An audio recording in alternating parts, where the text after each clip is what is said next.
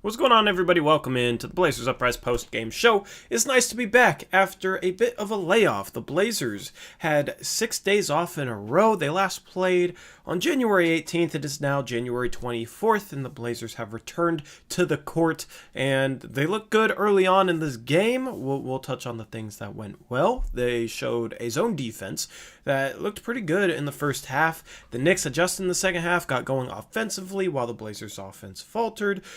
A 25-point early third quarter lead from the Portland Trailblazers fell to as close as 3, and that was the final margin, with the Blazers winning this one with a final score of 116 to 113. You had a terrific performance from Damian Lillard. You had the best performance of the season from Anthony Simons. You had Gary Trent Jr. stepping up off the bench. You had Derrick Jones Jr. set a season high in points. You had some of the role players step up, and that's what needs to happen with CJ and Nurkic being out. We got that tonight. There were some very good moments from this game, and there were some moments that had you kind of pulling your hair out. Basically, it was a typical Blazers game. So, what's going on? Good to be back with you guys. Hope your night is going well.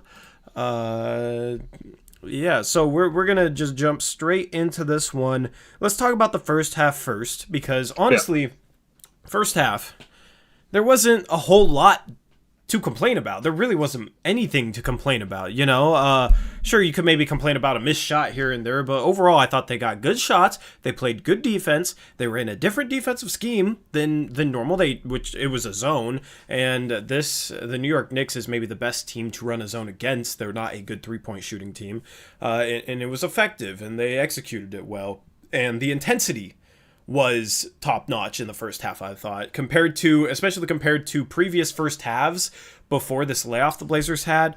Previous first halves, the Blazers were getting down by enormous deficits because they would come out with very little energy.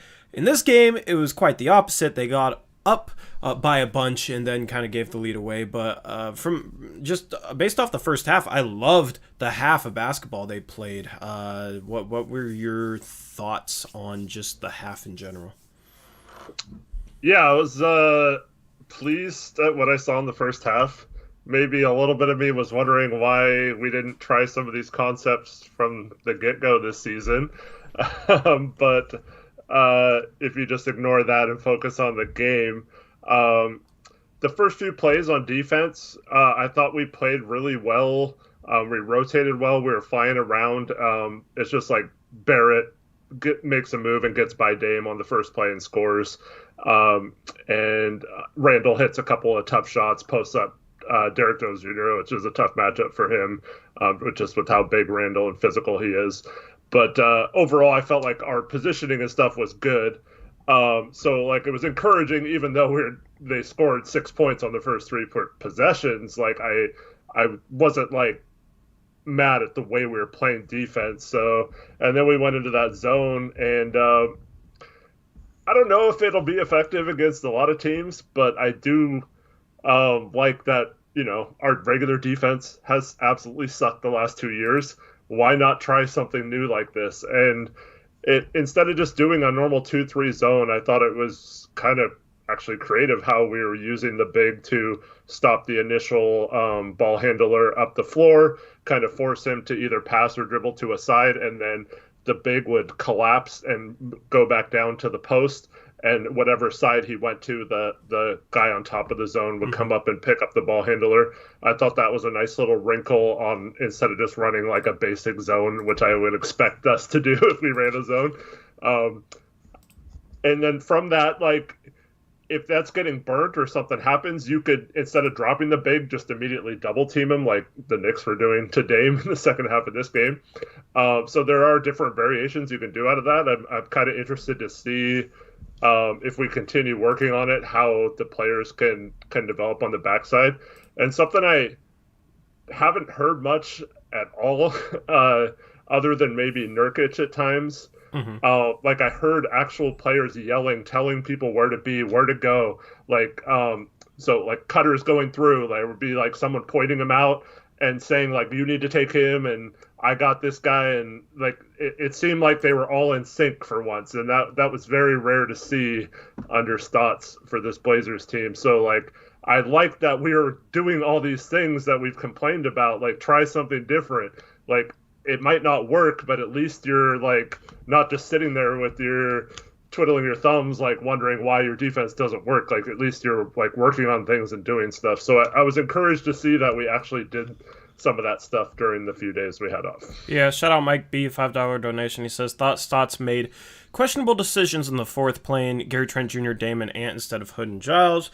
Inexcusable to go small ball against the Knicks, and I wouldn't say it's necessarily inexcusable. They had a pretty small lineup out there as well, and Anthony played well, and Gary Trent Jr. is a good player. I don't really necessarily agree with that, but we will touch on some of the things that kind of went wrong during the second half in a second. Appreciate the donation.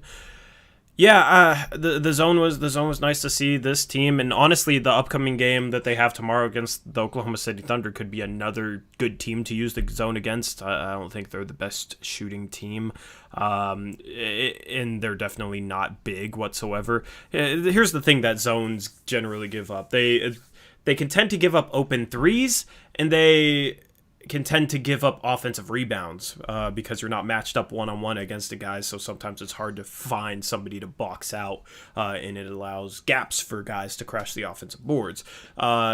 Tonight, you're going up against a New York Knicks team that isn't a good shooting team. They do have decent size, but they're not a good shooting team, so we utilize it against them.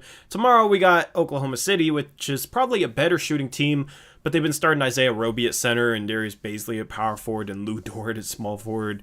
That is an extremely small team, so maybe we might see it more tomorrow, considering Oklahoma City shouldn't be a team that could really punish us on the offensive boards with their lack of size. So just regardless, I like seeing something different defensively. We give up a ton of open threes anyways, just playing man-to-man and dropping the big and making all the mistakes we do with our man-to-man schemes. That why not throw a zone out there, which teams don't practice as much for because they don't see it all that often. You got a guy in Derrick Jones Jr. who is great running Miami's zone. He's like a great guy to have up top in the zone as a zone defender. You have him, and you have like Rodney Hood. He can play on that back line, with the three defenders as the two guard, and you can put Derrick Jones Jr. up top and have him play the passing lanes and make things tough. You have some personnel that can run it. I thought Harry Giles did a good job running the zone in the first half. He did a good job communicating, and overall what I saw from that zone defense in the first half, there was things that I liked about it that I want to see more out of when we run man-to-man. I like the communication. We need better communication when we run man-to-man. I like the intensity we played with. We need better intensity when we play man-to-man, not just zone. I liked how quickly guys scrambled out to shooters and how they kind of ran guys off the three-point line without giving up straight-line drives to the bucket, right? Because, New York's not a good three-point shooting team, but you don't just want to give them wide open threes, and they did shoot 41% from three this game, but you don't want to give them up, so you got to rotate out, run them off the line. If they blow by you, next guy has to step up, and you have to scramble. So I thought the way the Blazers scrambled in the zone was impressive in the first half, and I want to see them scramble better in a man-to-man setting. And honestly, in my opinion, it's easier to scramble in a man-to-man defense than it is in a zone. So it was kind of surprising how well they kind of adjusted on the fly and scrambled and rotated out and helped cover for each other in that first half while running that zone. And this is like, it doesn't matter what defense we're playing. We need that. We need better scrambling. We need better flying around. We need better energy. And it's okay to get beat. It's what happens after you get beat. Like, do you recover and pick up someone else's man when someone else has to get your man because he blew by you or whatever? And those little things off ball have been something that's been really bad this season. They got a little worse in the second half of this game, kind of faltered back into some old habits, which we'll talk about. But for the most part, in the first half, I thought, even though like it was super sloppy, we obviously weren't comfortable running it yet, which is totally okay because, this is the first time we've actually implemented it in a game. So, like, it's going to take a while to do these, to, like, get used to running it and to feel comfortable. But I felt like you can overcome that kind of initial growth period with a new defense as long as you're hustling around and making plays, like you said. So I thought the scrambling was good in the first half, and that's what you have to do because there's going to be breakdowns in a zone, especially against teams that are better offensively than the Knicks. They're one of the worst offensive teams. Actually, I think they might have the worst offensive rating in the league. So they're obviously going to be better teams, better point guards that can exploit that zone better. But for the most part, as long as we're trying our butts off and not really falling asleep or missing rotations or not flying out on guys, I think it could be okay no matter what kind of defense we do. The problem is we just don't see that effort consistently enough throughout even a game, let alone going on for multiple games. Yeah, and let me just say this. Like, there will be better point guards that will go up against than an Emmanuel Quickly, but the way that guy played tonight, that guy did a pretty good job of playing against the zone. Emmanuel Quickly finished with 31 points, 4 assists in 24 minutes. 31 points in 24 minutes, 9 for 18 from the field, 5 for 8 from the three-point line, 8 for 8 from the free throw line. That guy absolutely killed us. He was the 26th pick, I think, in this past year's draft, and he was a player that pretty much every mock draft and every draft expert had like a mid to late second round grade on. So everybody was kind of shocked when the Knicks picked him at 26th, but he was a guy that was one of my favorite sleepers and has been one of my favorite sleepers. So, let me just pat myself on the back for nailing that one. He looks like a better prospect than Obi Toppin, and I loved Obi Toppin in this year's draft, and I had a top 5 grade on him, and he only played 15 minutes, didn't do a whole lot. Emmanuel Quickly is their prized rookie, and he put that team on his back this game and just played tremendous basketball for a rookie, especially one that many people didn't expect to become an NBA role player even coming out of college, and he's already that, and it looks like he has the potential to be much more. Man, do we have a history of making cards look good though? Yeah, like dude's been balling though. He's been balling before this. It's another one of those things where, like, he got comfortable and we did nothing to take him out of his comfort zone. It's like look at what they did to Dame in the second half, which we'll obviously get into detail about. But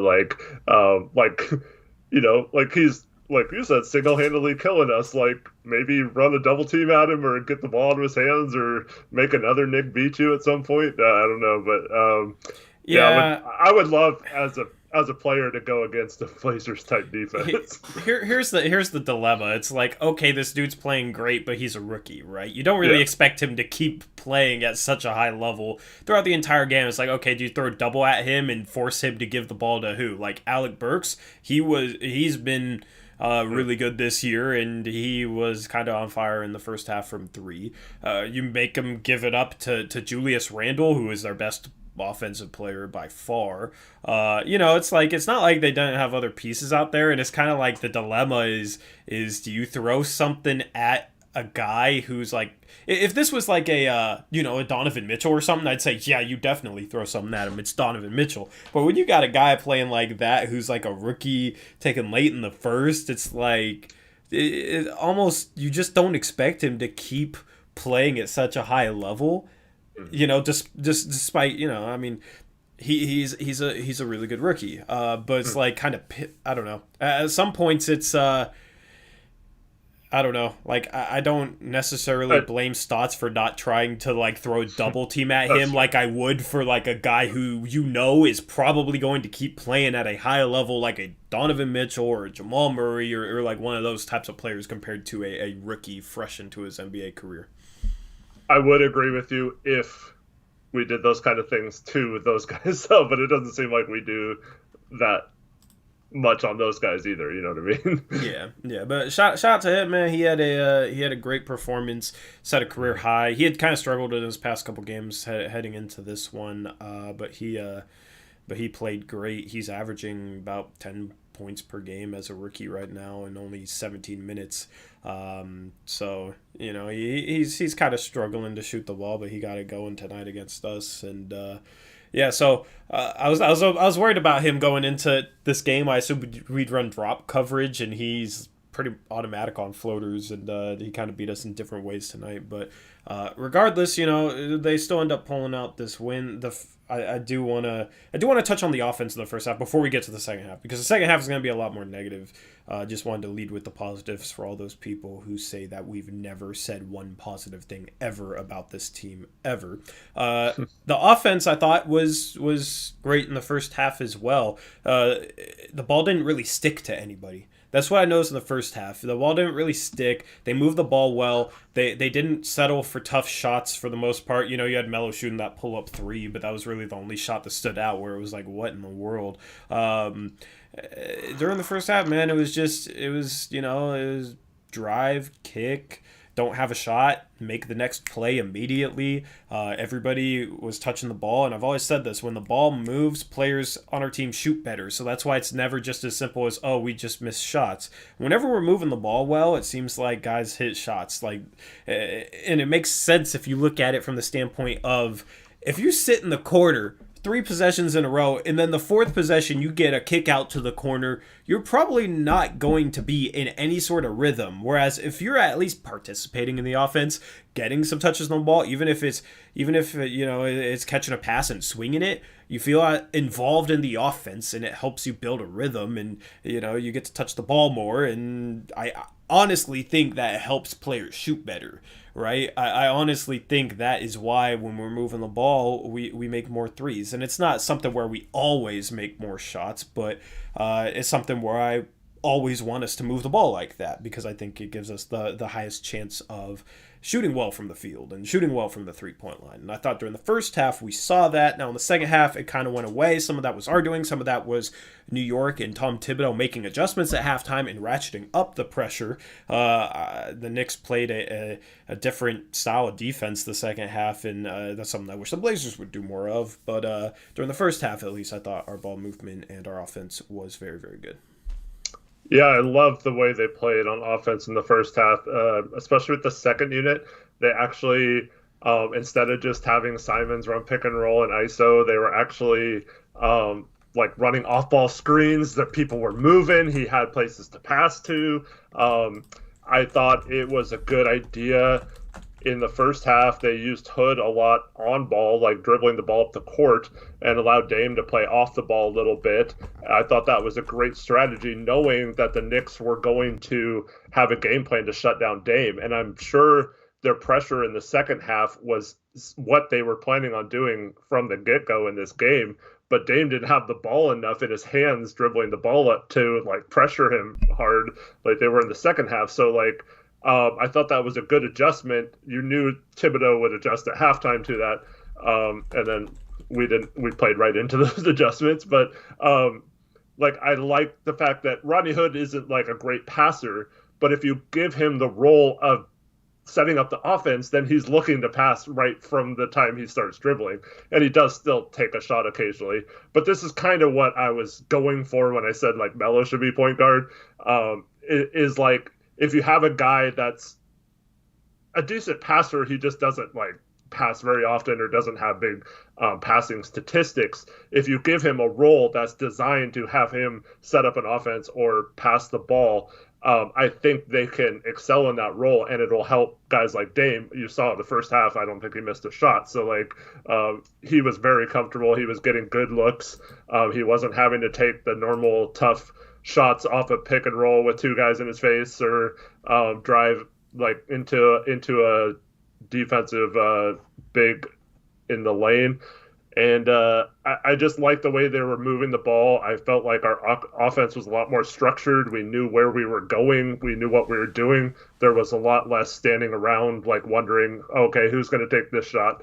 And like you said, anyone who's ever played basketball knows it's not fun to stand around and watch a guy shoot the ball and never be a part of the offense, you don't even like set a pick or like do anything off ball. You're just standing in the corner.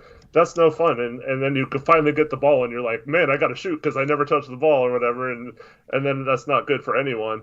And I really like players like there was a play in the first half where Robert Covington was wide open in the three. There was no one like on that side of the court, but Derek Jones Jr. cut and he got the ball and got an and one.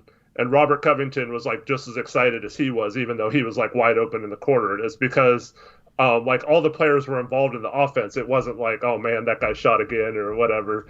And I'm not saying it's not warranted. I mean, a lot of our time, our main guys, Dame and CJ, have to take over games and have to do that.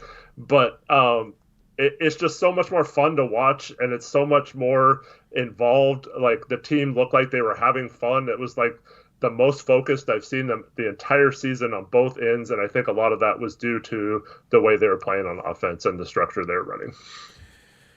Yeah.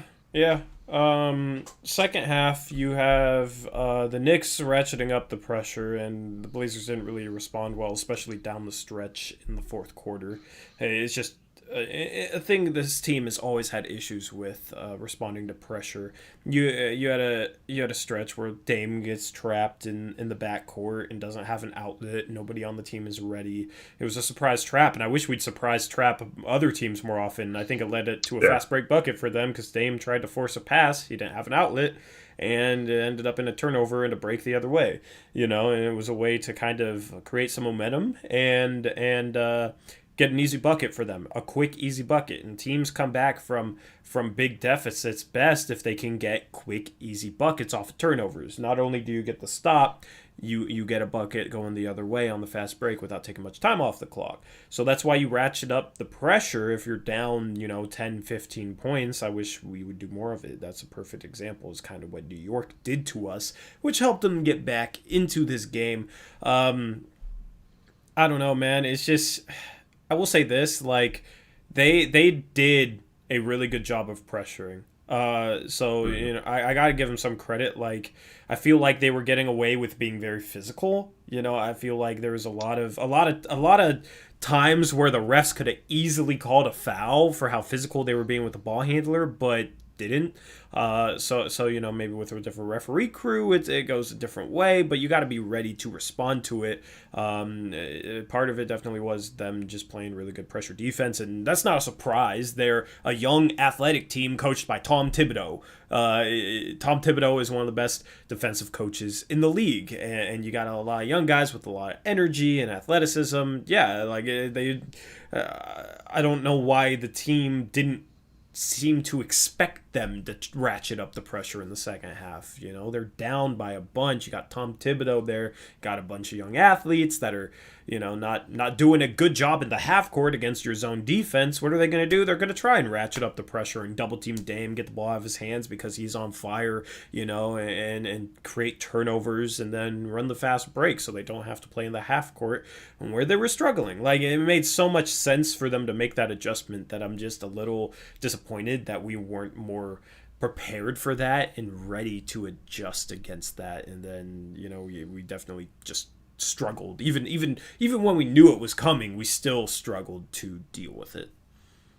Yeah, so to your point, like the turnovers, the way they happened in the second half were like the absolute worst kind because they almost all led to fast breaks, live ball turnovers where you're into like a 1-on-0 or a 2-on-1 fast break and they got easy baskets.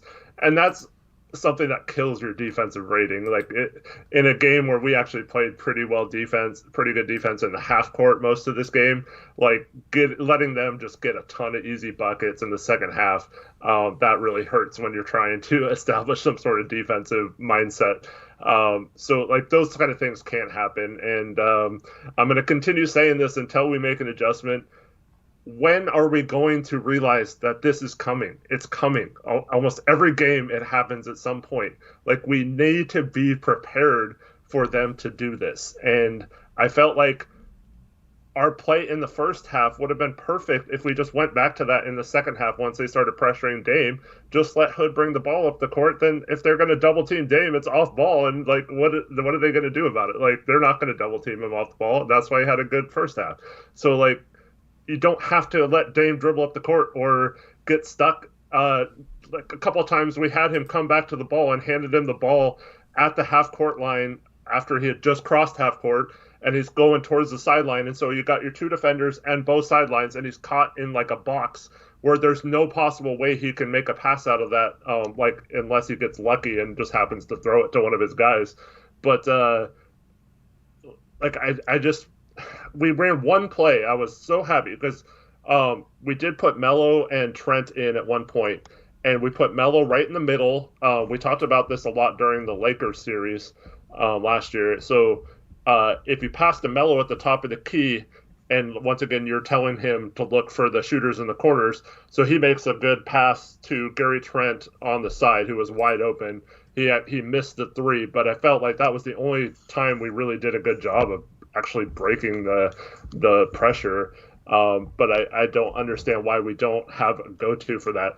And then we saw a timeout where Dame, after the timeout was over, had to go to Melo and Simons and someone else, and like he was like telling them where to go and stuff on the thing. It's like, you guys are like prepared for this like beforehand. Like, come on, like I want to see some innovative stuff to kill teams. Like we should be absolutely annihilating teams if they choose to double team Dame in the backcourt. Like we have a 4-on-3 advantage. We have good enough personnel to take advantage of that. I just want to see some sort of game plan to attack that instead of always just wilting and just kind of like letting teams back in whenever they pressure us because we can't handle it. You know what's funny is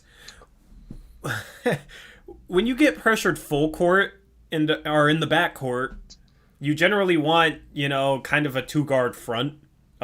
Somebody even with the ball to skip the ball over two, because you're not really necessarily trying to score. You're trying to get the ball up court. Whereas in the half court, if you get trapped, you don't generally want, if you get trapped near half court, you don't generally want a two-guard front where if you throw the ball out of the trap, the guard across the court is catching it at half court and the defense can rotate back. Because if you get trapped in the half court, you want to try and exploit it to score. Whereas most of the time, if you get trapped full court, you just want to set up to try and break the pressure. Now, you can create a lot of good scoring opportunities after breaking the pressure. It's just funny because the way we kind of set up against the full court pressure we saw tonight is just Dame kind of in the backcourt and everybody up the court. And then they're throwing a double team, a quick, a fast double team at Dame, and all his outlets are kind of up court. Whereas in the half court, we generally do run a two-guard front, and the main outlet is a skip pass across the court to a guy near half court, and then they rotate back, and we don't create any scoring opportunities out of that. Mm-hmm. So I think that's kind of backwards. It's kind of mind-boggling to me. But that play with Melo kicking it to Gary Trent Jr. is a good example of creating a scoring opportunity out of breaking it. I think we kind of tried to set up in that sort of press break look the next time down two, and they did a better job denying Carmelo. That's the thing is normally if you're pressing full court, you don't want to let the ball get to the middle of the court because then you have passing options on both sides. Generally, you want to funnel things to one side of the court. It's a lot safer for a defense to do that. So we were able to get that pass to Melo in the middle, but generally you don't want to necessarily have to rely on that because generally good defensive teams and good pressing teams will deny that pass. So you have to have other options out of that. So it's kind of interesting. You don't see much of that in the NBA. You see a lot more of that in college. So, it was just kind of interesting to see it and especially see it ran well against us tonight. Well, yeah, so if Dame's being doubled and they just front the outlet guy in the middle and the other two guys are like down in the corners or down by the basket, there's absolutely nowhere for Dame to go with the ball. So he either has to break the press or throw a bad pass and hope that like Melo pulls like a wide receiver move and catches it like through the defender or something like. And that's why we saw so many turnovers where he just looked like he threw it right to someone and it's like, what are you doing? But it's like that's like all scheme. We don't have players in the right spots. And teams are going to continue to do that. And it might be like this game where they wait till the second half to do it. But like I said, I felt like in the first half we were prepared for it, and we had all these plays to make sure they couldn't do that to him. And then it's like, well, it worked in the first half, and then we don't go back to it. Like, it just, I don't understand. But I mean, I'm glad we held on to win. It's just frustrating that we continue to like not take advantage of those situations. Yeah, 100%. So, defensively, what'd you think about us the second half? I thought it was okay. The problem with, even though I felt like we didn't run the zone as much in the second half, but like I felt like we don't have adjustments to other teams' adjustments during the game. So we came out, we worked on all this stuff in practice, right? So we ran it during the game, and then like, oh, cool, it works, and like let's just keep doing it. But like when the defense adjusts and starts counteracting that and scoring on multiple possessions in a row, like there has to be a time where you kind of like you have to tweak it a little bit. Like I said, throw in a trap out of the top instead of dropping the big back down to the post or whatever. Just so like I'd like to see a little bit more aggression out of it still. I mean, obviously we gave up 63 points in the second half, but a lot of that was in the last couple minutes where they were fouling and scoring quickly. And we were just giving up tons of easy baskets at the end there, so that definitely didn't help. But overall, I didn't think it was terrible. Like I didn't have like a huge problem with the defense in this game. You look at the third quarter, they only had 27 points. The first and second, they had 24 and 26 respectively. So it was pretty much on par with what happened before. The fourth quarter, they had 36 points, but as you said, I can actually look at that. In the final minute, I'm curious how many points they scored. Let me find it here. In the final minute, they scored 11 points. That was actually in the final 30 seconds, they scored 11 points. So at that point, they were at 25 points with 30 seconds left in the quarter. So that's pretty much on par with the first half, actually. And then they score 11 points in 30 seconds. If that's an end of the first, second, or third quarter sort of thing, they might get one more bucket out of that. So generally, like, it wasn't really our defense in the second half. It was more so our offense and some of the turnovers that led to fast breaks, but our defense wasn't necessarily all that much worse. I think we did have more defensive breakdowns, just kind of defensive mistakes that led to easy buckets. We had a few more of those in the second half that I'd like to see continue to get cleaned up. But overall, I think it was definitely more on the offensive side of the ball. You look at us scoring 70 points in the first half compared to what? Let me do some math. That's 46 in the second half, and a lot of those 36 until a couple minutes left. Exactly. Yeah, and a lot of those points came from the foul game that the Knicks played late. So I think we went. What were we from three in the first half? Was it? I think it was 12 for 19. I think it was 12 for 19, and we finished 17 for 46, which meant. Go ahead. Real quick, Jimmy Rustler, are you trolling? Because Nurk got hurt. He's out for 6 to 8 weeks at least. I don't know what you're talking about. He asked if Nurk got benched. I wouldn't have even shouted that out. Like, I don't know, man. Well, he's in here a lot, so it was kind of confusing. All right, sorry.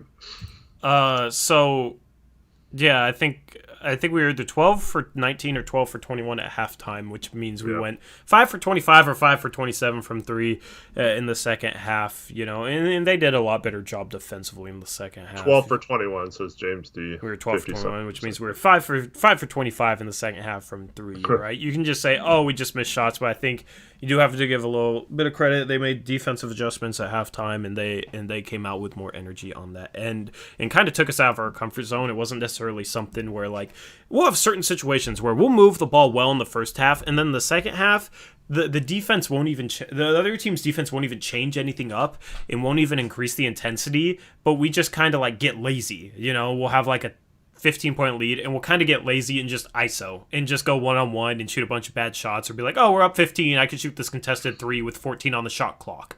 And it kind of cascades into a bunch of ISO ball and poor shot selection, whereas tonight it was like, it didn't really seem like that. It seemed like we were still kind of trying to move the ball and still run things. It seemed like the Knicks were doing a good job kind of pressuring the ball, face guarding one pass away without giving up backdoor cuts, that sort of thing. So I don't know. It's kind of weird to give credit to the other team more than, just focus on the Blazers. But honestly, I think they did a really good job defensively in the second half. And you're talking about a team that was giving up the fewest points in the NBA, and they were third in defensive rating going into this game. And they're young athletic coach by Tom Thibodeau. Like, they're a really good defensive team, which is surprising, but also not, given some of the athletes they have and who's their head coach. So you kind of saw what they've been doing so far this season, which has helped them be a competitive team. I mean, they're 8-10.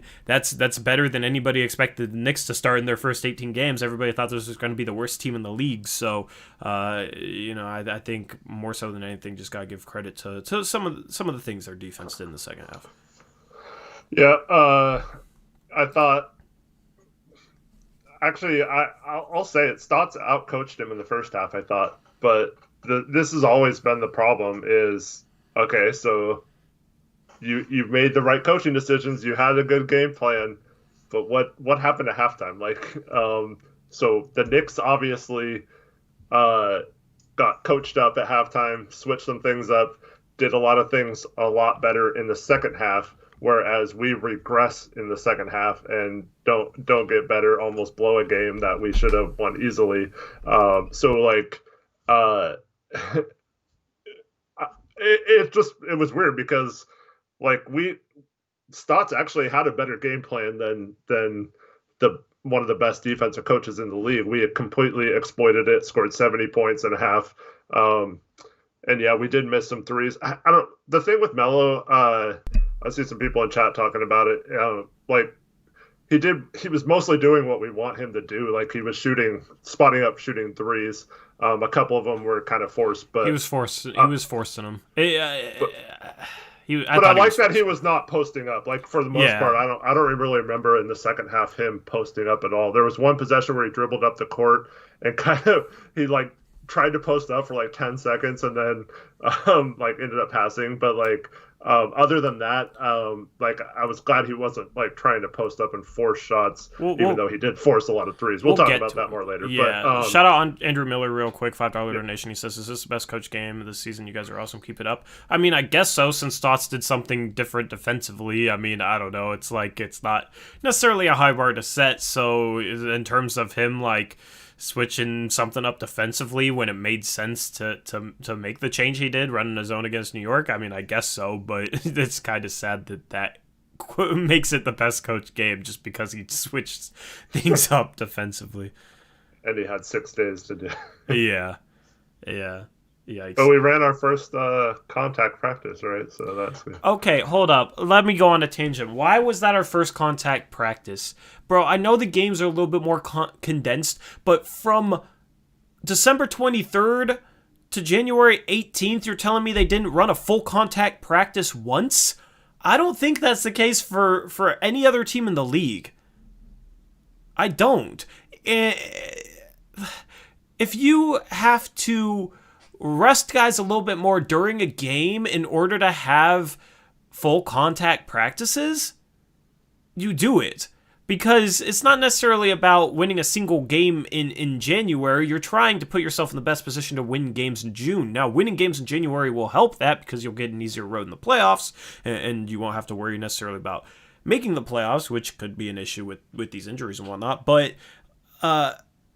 it's mind-boggling that we didn't have a full contact practice for almost the first full month of the season. I don't understand that. I don't know. Maybe they meant they were full contact for the full entirety of the practice for all 2 hours. I don't understand. Maybe it's not as bad as it seems. It's just that was surprising. Yeah, well, when we've heard in the past stats coach team say like, "Oh, we actually had to watch like 45 minutes of film and watched a whole quarter of film this game in practice today." That was weird. Or like when we got blown out by the Knicks on January 1st last year. Oh, the next day we had a totally defensive practice. It was so out of the ordinary to like focus on defense the entire practice. So like that goes in line with that kind of thinking, like, really? But I hope you're right, and that's just like phrased differently than we're interpreting it. Yep. Shout out Kyle Wilson, $2 donation. He says, Stotts, we talking about practice, man. I mean, yeah, I guess AI and Stotts don't think practice is important, but I don't know, man. It's just mind-boggling that that was our first full contact practice. I'll see you later, Reese. All right, Reese.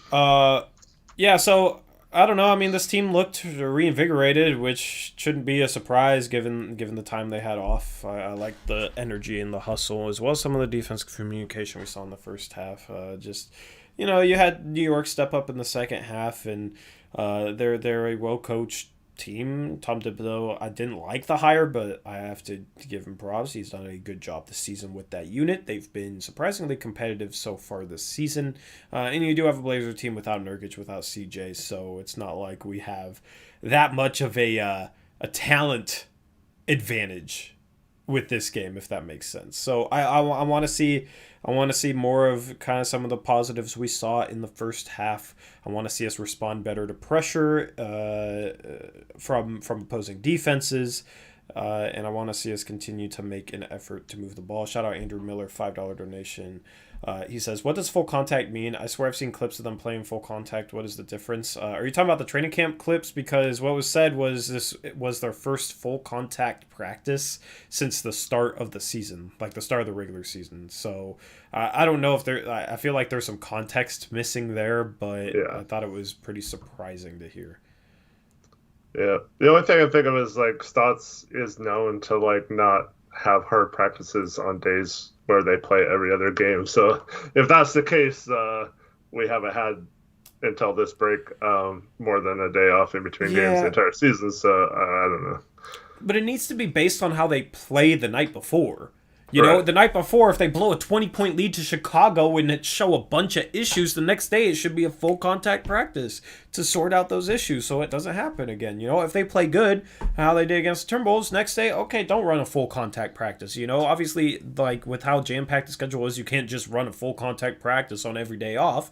But you got to balance it a little bit better than that. You can't have it where you don't have a full contact practice for the first month of a season. You gotta have more balance than that. And I'd honestly, if I'm coaching, obviously after a back-to-back or maybe before a back-to-back, I wouldn't have it. But most other days, unless the team plays well, I would at least have some full contact stuff in practice. Like you gotta improve. And I feel like you saw some improvement on certain things this team this game, but the improvement wasn't really consistent over the first month of the season. So I think that you can kind of chalk that up to the fact that they're not doing enough in practice, or not focusing enough on their flaws and not working through them in a practice setting, because you've seen flashes, but I haven't seen necessarily consistent improvement yet on a number of issues that need to be fixed. And a couple of people are mentioning Beavis asked, and Peace and Love says they can't do full practice due to COVID-19. So, okay, we're in the middle of them getting games canceled due to COVID-19, but they're allowed to practice in full. But they weren't like the previous week when they had no cases and no team in town that had COVID. I don't know. That doesn't make sense. That like, doesn't make any sense. They play together every other day. Yeah. Yeah, no, I don't know where you heard that, Peace and Love, but that sounds made up to me, man. I mean, there might be a little bit of like segregating the practices. So like, if someone does get it, you can say like, oh, we had these people isolated in this drill and these people on this side of the court. So it's possible that they've been kind of overcautious about it. And I mean, other than Little showing up to training camp with it, we haven't had any sort of issue with it, at least from our players. So I mean, that might be something that's happening and it might be COVID related. I just don't. If we're trying to win games, it's tough to not have guys work on stuff as a unit against a live offense because you have to play 5-on-5 and implement those things in a live 5-on-5 setting with full contact in order for it to actually manifest onto the court in the NBA. So if you're not doing that, I find it hard to believe that we're practicing well enough in little sections or little groups to make it all work on the court. And if we are, that does explain why for years now we haven't had much off-ball success. Our rotations are poor, all this kind of little things off ball that never seem to be good understats. If we aren't doing these kind of things in practice, that explains a lot to me. So I hope that's not the case. I hope it's just a misunderstanding or like worded funny, but there's absolutely, I don't see a way that we could like be allowed to practice fully now, but like not last week. That doesn't make sense in my opinion. I finally just realized that I had this up over the top of the stats. So I meant to like take that down a minute into the stream. I forgot because I have had these graphics done and everything. Let's jump into the players. Let's just jump straight into the players. You guys know who we're gonna start with tonight. It's obviously Damian Lillard, who dropped 39 points, 8 assists, also had 5 rebounds. Shot 11 for 17 from the field, 6 for 10 from the three-point line. A very efficient night. I think he started 8 for 8 before he missed his first shot, which is just, it was very nice to see. And he had some tough shots in this game too. Some of those threes that we have come to know him for. And he played a very good game tonight against a good defensive team led by a good defensive coach. He doesn't have CJ, he doesn't have Nurkic, so anytime Dame can have a performance like this with those two out, it's even more impressive than if he had those two next to him, just because, defenses are able to key up on him a little bit more, and you saw that in the second half with the way they kind of forced the ball out of his hands, but Dame still just had a terrific game today with his 39-point effort. Yeah, Dame was great tonight.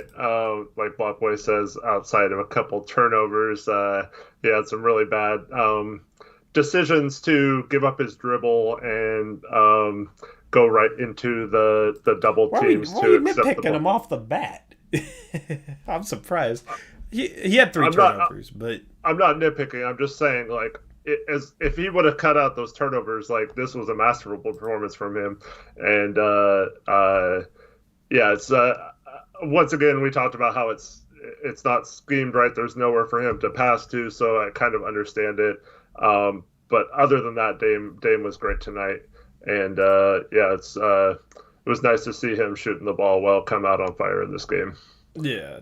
I mean, dude had 3 turnovers. Like, you got a guy getting 8 assists against a team, a defense that was pressuring the hell out of him for a whole entire half. Like, 3 turnovers, that's not bad. Like, I don't think he turned the ball. Like, he wasn't loose with the ball tonight. He had a couple turnovers, but every point guard playing 35 minutes a game that has as much responsibility as Dame going up against a defense like this is generally going to have at least 2 or 3 turnovers. So, that.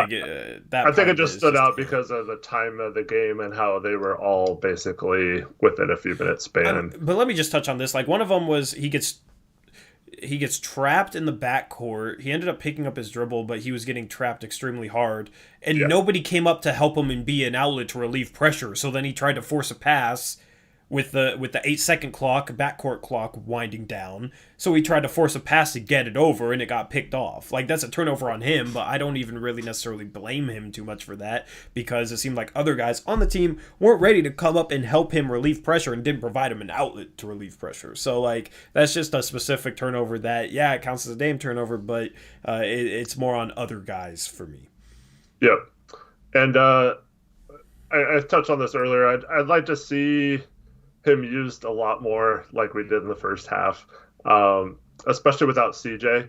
I know that might seem kind of weird since like you'd think if CJ is in there, we could use CJ on ball and Dame off ball more. But like I said, just I felt like Hood got into this game because we used him with Lillard, like setting up shots for Lillard, and Lillard ends up getting the ball back at some point. It's not like we're just using him as a decoy or anything like that. Yeah. So I felt like we went away from that in the second half, and his shot, he kind of missed some shots that he was hitting in the first half because it wasn't quite as easy as it was in the first half. Yeah. Shout out Andrew Miller, another $5 donation. He says, Dame is my favorite player. This $5 for you guys. Keep up the good work. Appreciate it, Andrew. Guys, just ignore Jimmy Rustler. He's a troll. He's obviously trolling. Let's, I don't know. Is there anything else you want to touch on Dame for this game? Well, congrats for the Twins. Oh, yeah. Congrats to Dame for, I don't know. The name choice is interesting. It's kind of cool. But I don't know. I feel like as a parent, if his daughter is named Callie and his son is named Kali, I feel like growing up, the Dame's gonna get mad at one of them, and the other is gonna think Dame's mad at him. You know what I mean? Just because their names are so similar. I don't know. That would be a little confusing. But I don't know. Maybe you just gotta emphasize it more. I like that. Call him by his new name. Huh? You're gonna call him by his name? No, I'm not gonna do all that. I think Lahim is a cool nickname. Khalil Lahim Lillard. I like the way that rolls off the tongue. So anyway, yeah, congrats to Dame for the Twins. Let's move on. The second guy we have to talk about here. It's definitely the highest up the list in terms of performances that he's gotten, because we normally go from best performances to kind of like the least notable performances. Second guy we're talking about tonight is Anthony Simons, who dropped in 16 points, 3 rebounds, 2 assists. He shot 6 for 9 from the field, 4 for 6 from the 3-point line, and he played 23 minutes. So he had a great performance off the bench, led our bench in scoring, was our second leading scorer behind Dame, knocked down some threes. And here's what I'm going to say about Ant, and I've said this before. If he's playing in a structured offense as a point guard, he'll do a lot better than if he's playing in a stagnant offense that aren't really having sets being ran, that isn't doing a good job moving the ball, and he's tasked with basically creating something out of nothing against a set defense as if he's Damian Lillard or CJ McCollum. I think the looks and kind of the style of basketball he was able to play tonight was a lot different than some of his games earlier this season, and it's not due to anything to do with him. It's more of like the 5-man unit he's been in with as a whole, doing a better job moving the ball, us having a more structured offense. So maybe you could attribute that to, just a little bit of coaching, I guess, or something. But overall, I thought the second unit looked different and looked much better without, a Dame or CJ in there than it has at any point this season, because we've had some very bad moments when you don't have Dame and CJ on the floor. Tonight it was different, and the bench was able to tread water,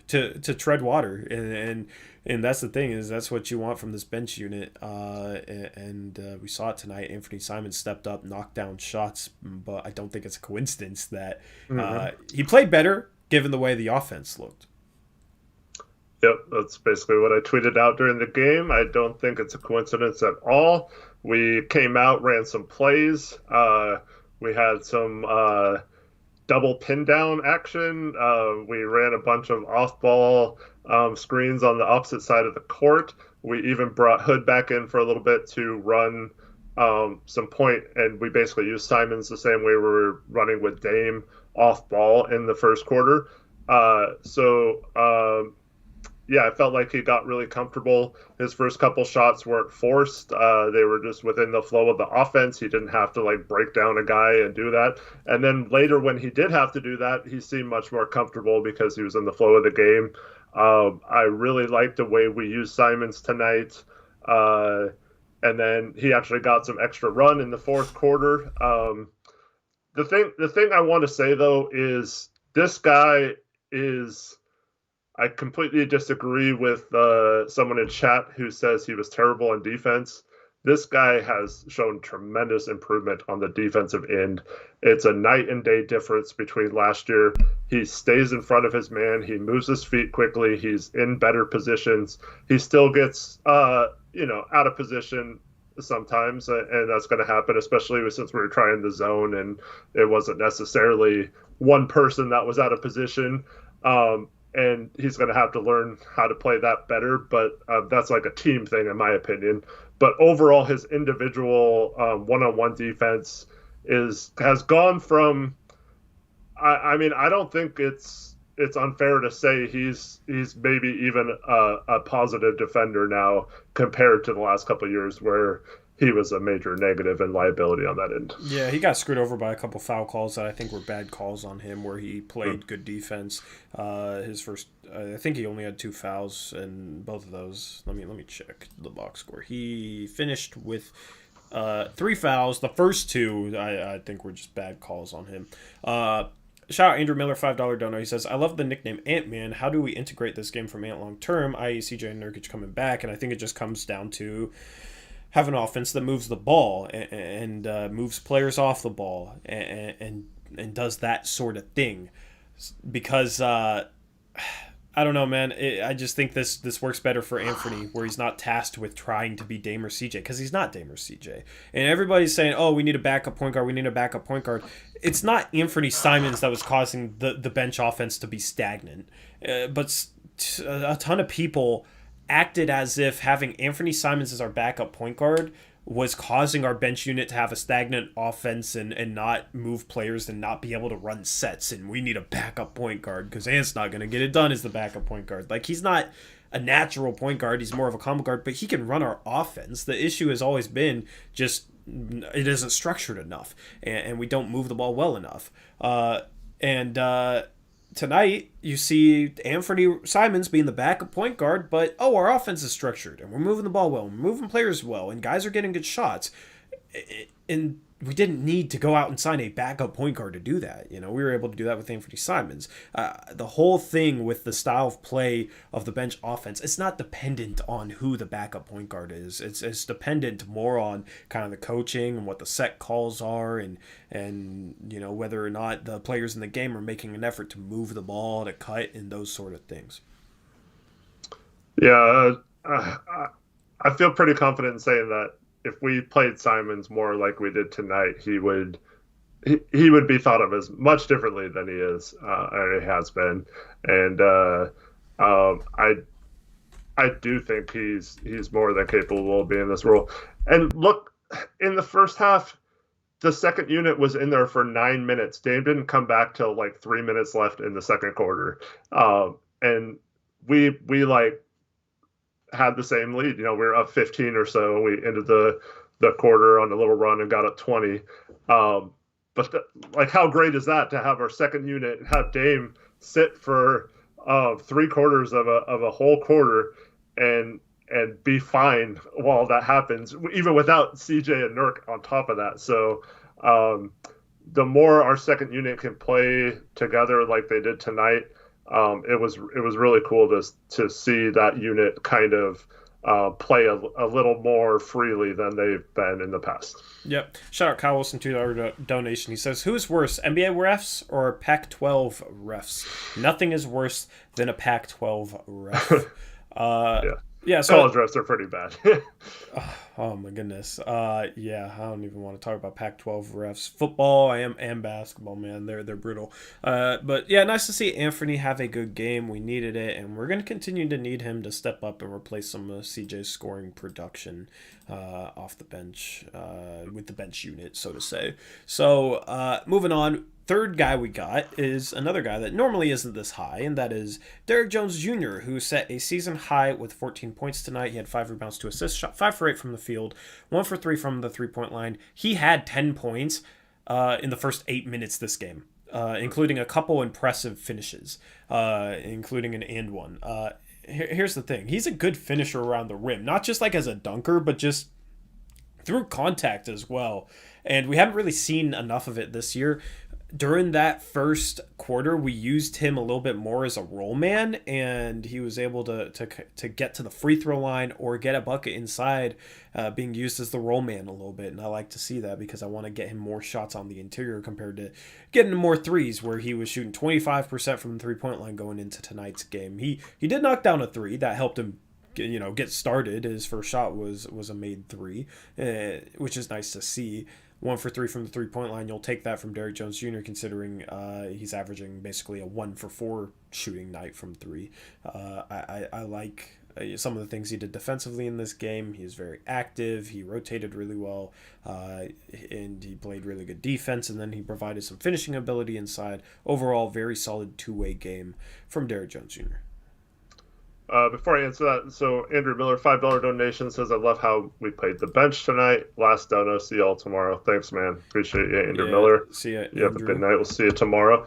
I think the one 2-pointer he missed was the play where Dame threw a bounce pass to his feet, and he tried to dunk it. Man. Dude, I know. I don't know why Dame lobbed that, but I don't know why he tried to dunk that, but that would have been one of the sickest dunks I've ever seen if he caught the ball at his feet and still dunked it. But he ended up getting the rebound and getting fouled. But, yeah, I liked his – he seemed to be, like, more in the paint. And in the second half, every time he cuts, it's always baseline usually, and that's been the case, like, most of the games. In the first half when he was scoring, it seemed like he was getting – more in the middle of the paint area instead of just running baseline to baseline or whatever. So I'd like to maybe see that exploited a little more, because if you like on those Dame drives where he normally like dishes it to Cantor or Nurkic rolling down the lane, if that's Derrick Jones Jr., that guy can get up and try to finish around players. You saw him get an and one tonight. So maybe try to mix in him like rolling to the basket down the middle a little more, like in the first half. But yeah, I still feel like we need to find ways to get him going to the basket a little more often. But yeah, can't complain about his game at all tonight. Yep. Shout out Polly Ross, $2 donation. They say maybe use our 15th spot for a vet like Kyle Korver. I think the wings are fine. We got Nasir Little. We got Ellaby if things really get that bad. If we're gonna use our 15th roster spot, it's probably gonna be for a center or a point guard just for insurance, a third string point guard, because honestly, other than Anthony and Dame, we don't have another point guard right now, or maybe a third string center since we don't have a third big man at the moment outside of Cantor and Giles, a big man that can play the center spot. So definitely would need to be one of those positions, but I appreciate the donation. Shout out, there's Stacy E. Shout out Stacy E for the $50 dono. I don't know why your messages were getting blocked earlier. I don't know. YouTube can be weird, but appreciate that donation. That's huge. The comment is 5th attempt. Don't read this part. I appreciate the unbiased take and that I can catch the stream the next day. Respect you two. Don't sell out. We never will. Never have. Never will. We'll always tell it like we see it. If people agree, cool. If people disagree, that's fine too. We are just here to give our thoughts. Appreciate the donation, and it makes me happy that there's people out there that do appreciate us just being unbiased and not trying to sugarcoat things, because I was always someone who wanted, like personally, I always wanted coverage that was not sugarcoated and not biased. There isn't really a whole lot of that, so I went and made that platform myself, and now we're here. So appreciate the donation, Stacy, means a lot. Anything else you want to touch on DJJ4? That's the first time I've ever said that. In case Stacey doesn't see this, what's your are you on Twitter, man? Do you have a Twitter handle? We'll shout out your Twitter handle for the big donation if you have Twitter. If not, we can shout out anything you want. Yeah, I don't do you see the comment?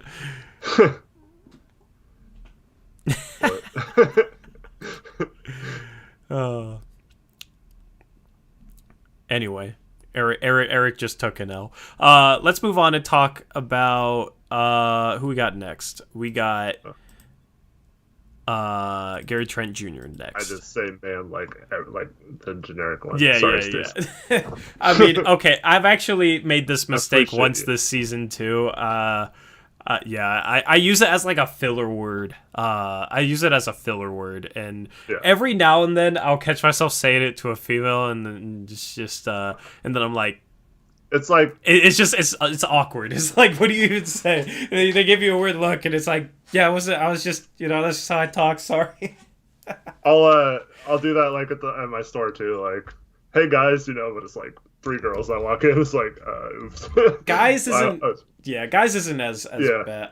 But I use man like in a similar way. But yeah, because like I say, what's going on, guys, and I'm not thinking of it like as in that sort of way. I don't know. Anyway, yeah, you feel free to call out Eric anytime he missteps. And me too. You can call me out too. Let's talk about Gary Trent Jr.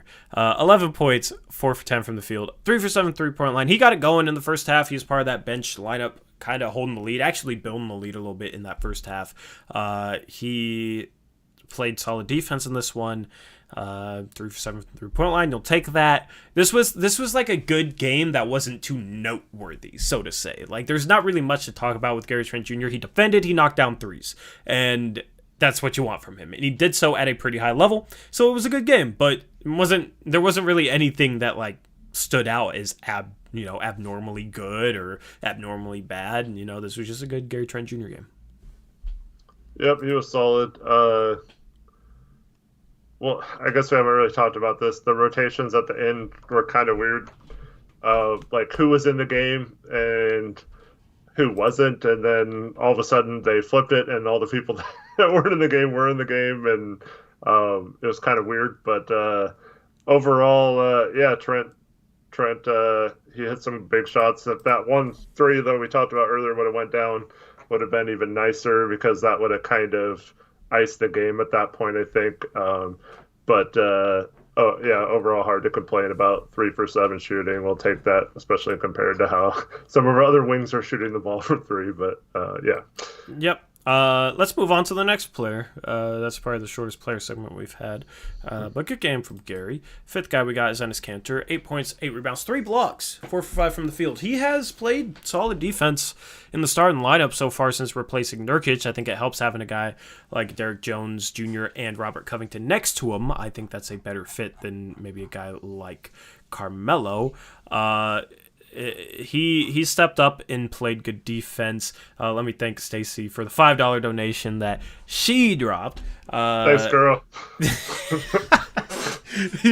Don't make this awkward for me. Can we just talk about the Blazers? LOL. Just do you, boo. Yeah, we'll just talk about Enes Kanter, and hopefully that is good enough. Kanter, his defense has been good. He had that game where he dropped like 5 blocks and 3 steals or whatever. Here you have a 3-block game. He's been making plays defensively, and it's kind of crazy because he wasn't good with the bench lineup, and now he's good with the starting lineup. I wouldn't necessarily say good. Now he's at least solid. He's been solid. I don't know if that's solely just the who's playing power forward with him or what the deal is. But, I mean, you look at his past couple games, he didn't have a block or steal against San Antonio. He kind of struggled defensively that game. But in the Atlanta game, which was his first game starting, he had 5 blocks, 2 steals. Tonight he has 3 blocks. He is averaging 1 block per game in the month of January and only 19 minutes per game, which is a pretty good block shot rate for Enes Kanter. Per 36, that's almost 2 blocks a game. You'll take that. He had that big block on Julius Randle late.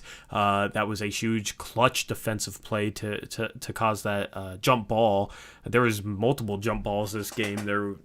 I felt like he was a participant in like 4 jump balls that wasn't the start of the game. And he won most of the tips too, didn't he? I think it was like 3 for 1. No, wait, he won all of them.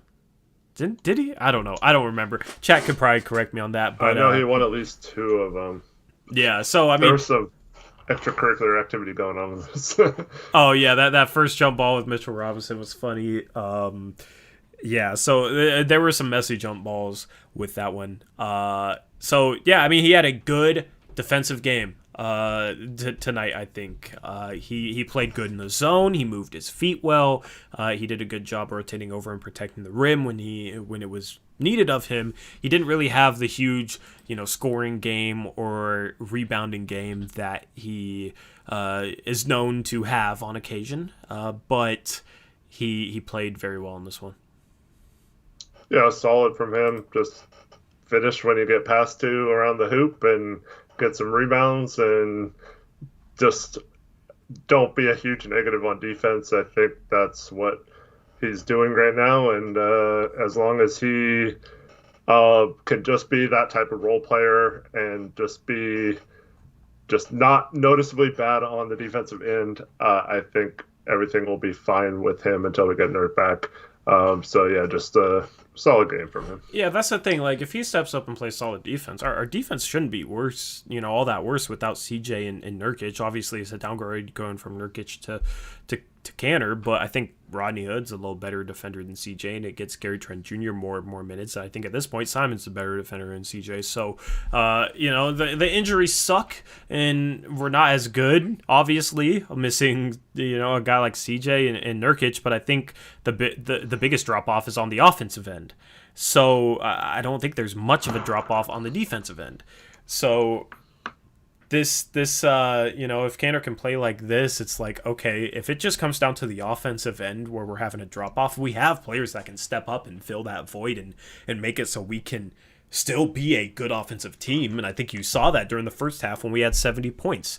Obviously, we're not going to shoot 12 for 21 all the time, but you got a guy like Rodney Hood that can step up and give you a 20-point night, assuming he's back to it. We'll touch on him in a second. You have Carmelo, who can step up and have a good shooting night and give you 20. You have Canner, who has had a 20-point game this season, and it's just a menace.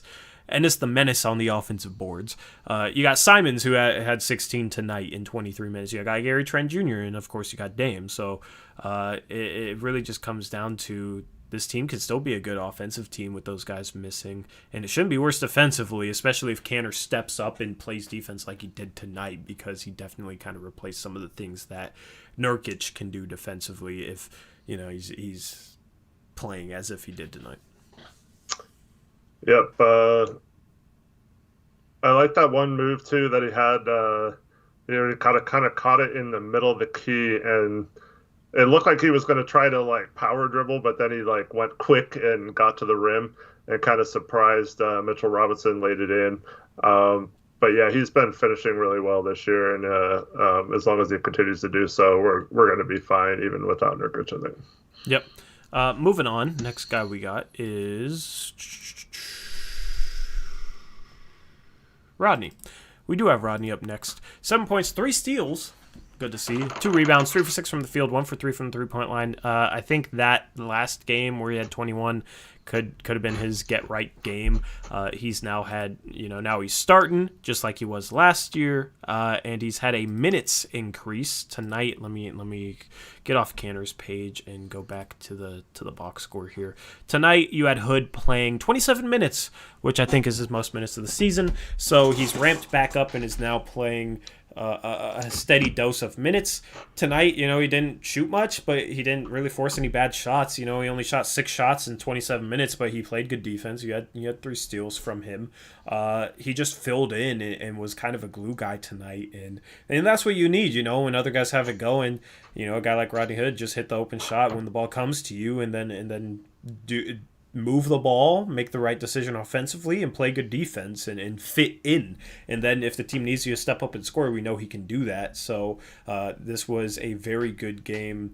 I shouldn't say very good. This was a very solid game from Rodney Hood tonight. There's really nothing that I can complain about. And he led the team. He was a plus 11 in his 27 minutes.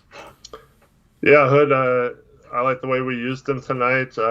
He hit a couple of Rodney Hood-esque shots, including a corner 3 and a couple mid-range pull-up jumpers. And it's nice to see him have 2 games where he shoots the ball fairly well compared to earlier in the season where he was struggling a little bit with his shot. He looks a lot better on the court. He looks like he's moving better out there. He's got a little pep in his step. He's handling the ball well. I like what I'm seeing. I'm encouraged from what he's been doing the last couple of games. I really think it was just a matter of him needing to get back into the flow of playing, and I think he'll be fine. And we're seeing someone like Kevin Durant, who has, I think, about 5 months on his injury in terms of rehab and stuff like that. But we are seeing someone that can still play at an elite level even after an Achilles tear. So I'm not comparing Hood to Durant, just the fact that like we're expecting Hood to get back to somewhat normal relatively to what he was prior to the injury. So that gives me hope that he can at least become, 80-90% of what he was prior to the injury. Yep, and another shout out for Stacy, another $5 donation. I'm going to read this in a way that doesn't get the video demonetized.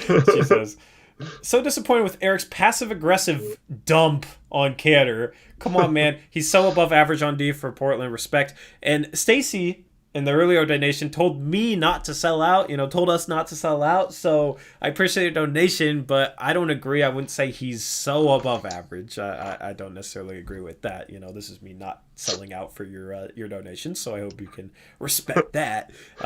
But average is good for Cantor. You know what I mean? With how good he can be offensively as an offensive rebounder and as a finisher and as a roll man, if you can get average defense out of him when he's been known as a terrible defender throughout his career. So average defense is great from Ennis, so to say. So like tonight, I think he was above average defensively. He's had some moments in some games where he's been above average. I would like to see it more consistently. I'm not necessarily going to go out on the limb and say he is an above average defender, but if he consistently puts defensive games like tonight together, then yeah, that would be more of a discussion on whether he's above average or average, which is a great conversation compared to the conversation that's been said about him in previous years, whereas, is he terrible or is he just simply really bad? Because that's been the conversation. So he seems to have improved.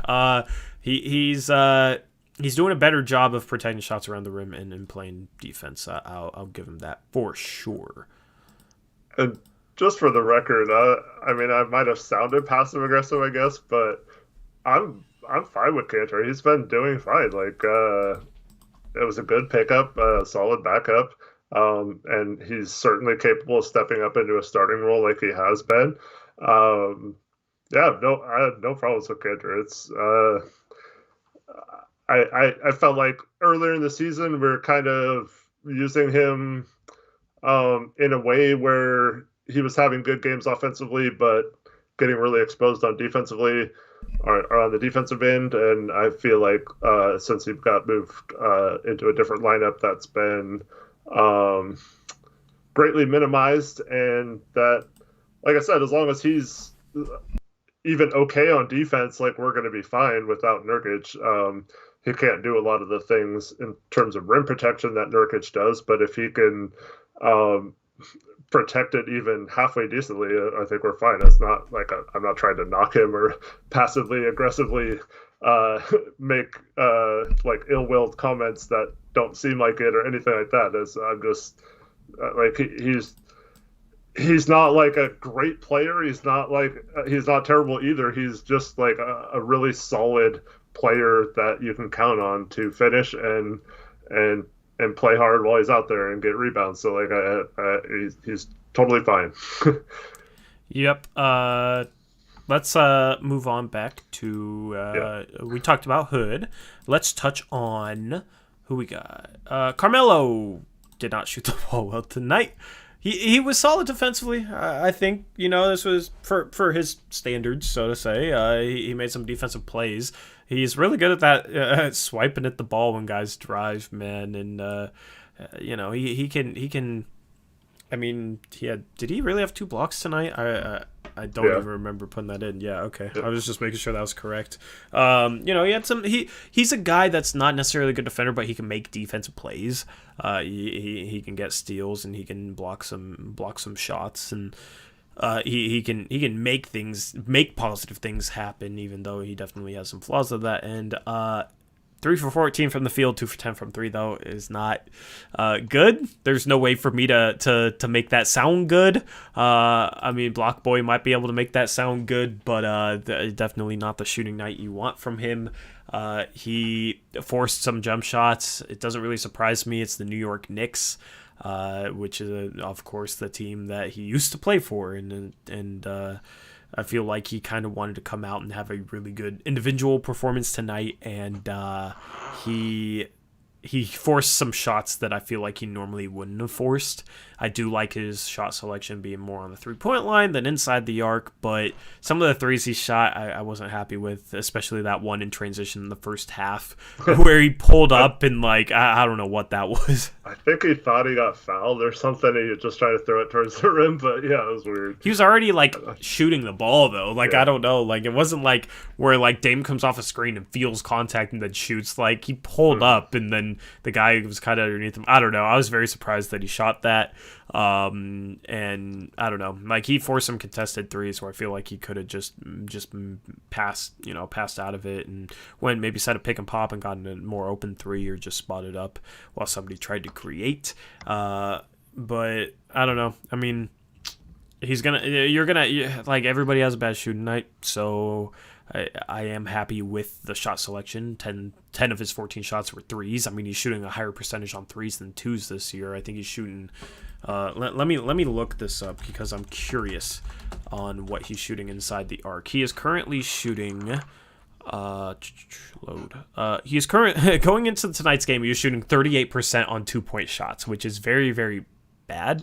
He's shooting 44% on 3-point shots, which is very, very good. So I want to see, if he's going to force some looks, I'd rather him force some threes than some bad, long fadeaway twos. Yeah, there was a stretch where he had, it might have even been 3 shot attempts in a row where they all were open threes, and he just missed all of them. The third one, I think I heard him yelling, "That one's good," when he shot it, but it went it hit back rim after the first 2 were short. But then the next 3 he took, he kind of had a guy in his face, but he made that one. So I like that he has the confidence to shoot, because we obviously need shooters and scorers right now. But yeah, he's gotta shoot better than he did tonight. But overall, other than a few of them, obviously were bad shots, but I didn't feel like we wasted a lot of possessions purposely trying to get mellow shots, whereas I felt like most of his shots were within the flow of the offense. So it's hard for me to say anything other than he just missed some of those shots that he had been hitting earlier in the year. Yeah, here's the thing I'm worried about with him, though. I don't expect him to keep shooting above 40% from 3. He's a career 35% three-point shooter. Last year, he shot 38.5%. That's great. In his 10 games with Houston, he shot 33%. In his 78 games with OKC, he shot 36%. The year before that, 36%. The year before that, 34%. The year before that, 34%. So the 44% is an aberration compared to what he's normally shot from 3. He's having he's shooting 38% from 2, which is by far a career worst. So maybe that improves. It's just he's not efficient from 2. He's shooting well from the free throw line, and he's getting there 3 times a game in 25 minutes. That's solid. But he's kind of been carried. He's been decent. I don't know. He's been okay offensively because he's shooting 44% from 3. This game just got me wondering, okay, what if he kind of regresses back to the 35% three-point shooter he's been for his career? Then what? See, my opinion is, I guess I'm just worried about that if it comes to it. I don't expect him to shoot 44%, but even if he can keep 39 to 40% for the year, I think that is good. But we see several other players who are better three-point shooters than they've been showing so far this year. including Hood and Robert Covington, kind of struggle with their shooting. So I think all of them will kind of regress towards their average at some point.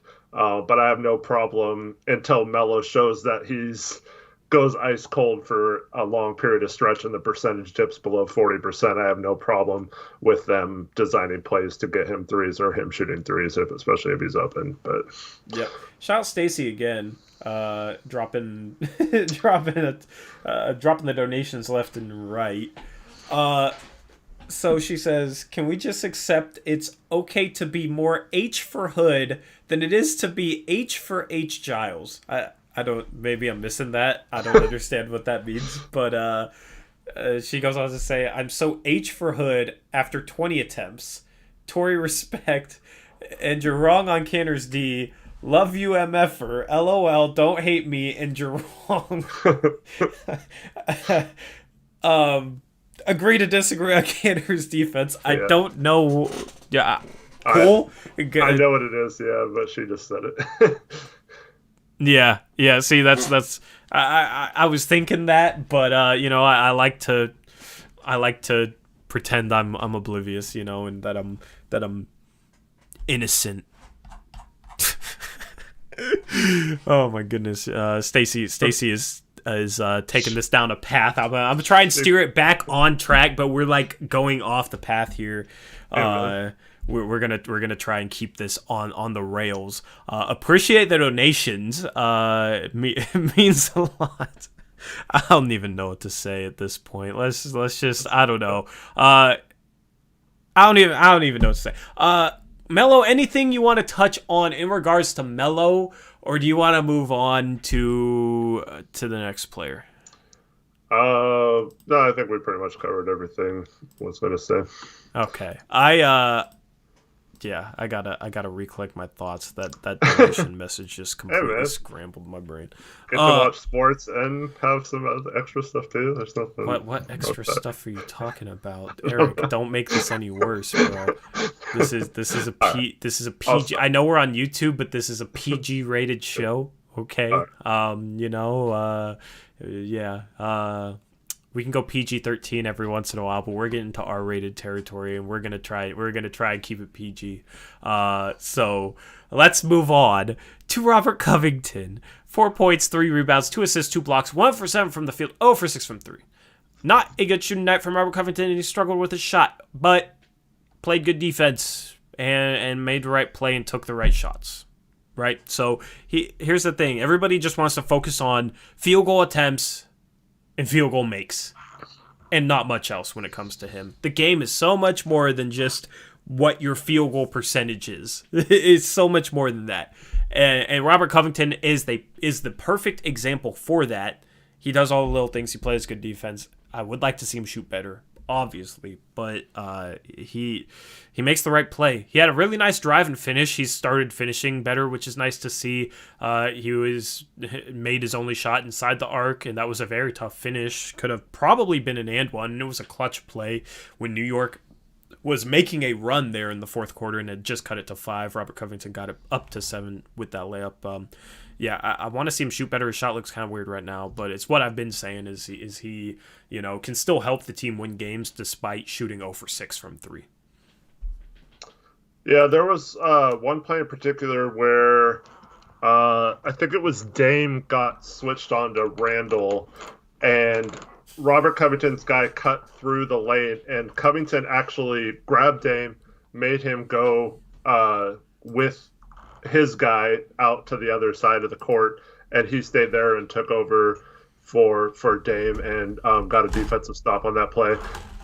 Those are the kind of smart IQ plays that this team doesn't often have. So that was one positive. He also has several other defensive positives. But at some point, this guy has to shoot better. He is going to start costing us games if he cannot start hitting open shots. And eventually the defense, which is still playing up on him for the most part. He had a couple open threes, but for the most part, they're still respecting his shot as a shooter. But if that starts to change at any point, if they start purposely leaving him open like they do with Derrick Jones Jr. sometimes, then he'll make more threes. Yeah, I mean, he's going to have to, or he's going to be. There might be a point where if he's not hitting enough threes, that it just might not be good enough to have him on the floor. But hopefully, it doesn't ever come to that. I don't expect it to come to that. But yeah, it's he definitely needs to play better on the offensive end, even though that's not necessarily what he was brought in for. But you can't just keep shooting this bad on offense. I don't agree with the notion that he has to start shooting better or he's going to cost us games. I don't agree with that notion. Like, yes, it would be very, very, very nice for him to make more threes, but he does enough little things and has enough of a positive impact defensively that he can help us win games despite him shooting poorly. So I don't know. I wouldn't necessarily phrase it that way. In what I'm talking about is like in the playoffs or against good teams, we need both. We need both someone who can play good defense and someone who, if they're focusing on Dame and CJ and those guys, that they can kick to and be relied upon to hit threes at least consistent enough rate in the mid-30s, like his career average, to warrant playing in the game. And if he's not hitting those, there's going to be a point in my mind that we're going to have to decide if that defense is worth it. I don't think we're anywhere near that yet, but I mean, he's definitely struggling with the shot. I don't know if it's a confidence thing or what's going on, but he's got to shoot a little better than he has been. Just quick heads up, you are kind of popping the mic a little bit. Shout out Stacy. Stacy has taken over this post-game show. A $5 dono saying Melo, if he's not shooting open threes and hitting, he's a liability. Rocco is shooting like crap. I love him. His shooting is crap. Discuss. I don't know, like the difference between Melo and Rocco, because people love to compare him. Like, oh, look at Rocco, he's not hitting shots. Like, Rocco could still help the team win, even if he's 0 for 6 from 3. If Melo's 0 for 6 from 3, he's not helping the team win. Because Melo doesn't do the little things that Robert Covington does. Melo forces tougher shots than Covington does. Melo is more of a ball stopper than Covington is. Melo is definitely nowhere near the defensive player that Robert Covington is. So that's the difference with those two guys. And that's why I'm not as hard on Covington for his shooting as I am with Melo, because Melo's shooting decides whether or not he has a good game, where Robert Covington can have a good game when he's like 0 for 5 from 3 because he does so much else. And here's the thing. Robert Covington has never shot under 33% from 3 any season in his career. He's a career 35.4% three-point shooter. Right now, going into tonight's game, he was shooting 30%. That's going to be a little bit below 30% after tonight's game. I don't expect that to continue. Just like I don't expect Carmelo to keep shooting 44% from 3 when he's a career 35% three-point shooter. I don't expect Robert Covington to shoot 29-30% from 3 when he's a career 35% three-point shooter. You're talking about a small sample size, and this happens with statistics. You know, if you've ever taken a statistics course in college, you'll know, the smaller the sample size, the more noisier the data sample. You got a guy who has played 15 games, right? For his career, counting out this season, he's played 396 games. Which are you going to put more stock in? The 14 games he's played this year or the 396 he played before that? I'm probably going to put more stock in the 396 games. Now, guys obviously change as shooters. Some regress and some improve. So, obviously, and how he's shooting recently is still important, and it's still relevant in terms of the discussion of him as a shooter, but I don't expect him to keep struggling like this just because I think it's just a small sample size, and he'll have stretches like this. And I tried to warn you guys, he'll have 15-game stretches in these seasons where he's shooting 36% from 3, where he, for 15 games, shoots 30%. Right now, I just think it's happening at the start of the season, so everybody's freaking out. And oh my goodness, he's only shooting 30% this year with Portland. Why did everybody like this guy? I think it's just a small samples thing, and he's in a bit of a slump. And once he figures out what's wrong with his shot, because the release definitely looks a little different than it did last year, I think he has something he needs to tweak. I think he will tweak it, and I think he'll improve. I don't even know exactly what it is. It's just something that looks a little different, and I think he will fix that at some point, and he'll start knocking down threes.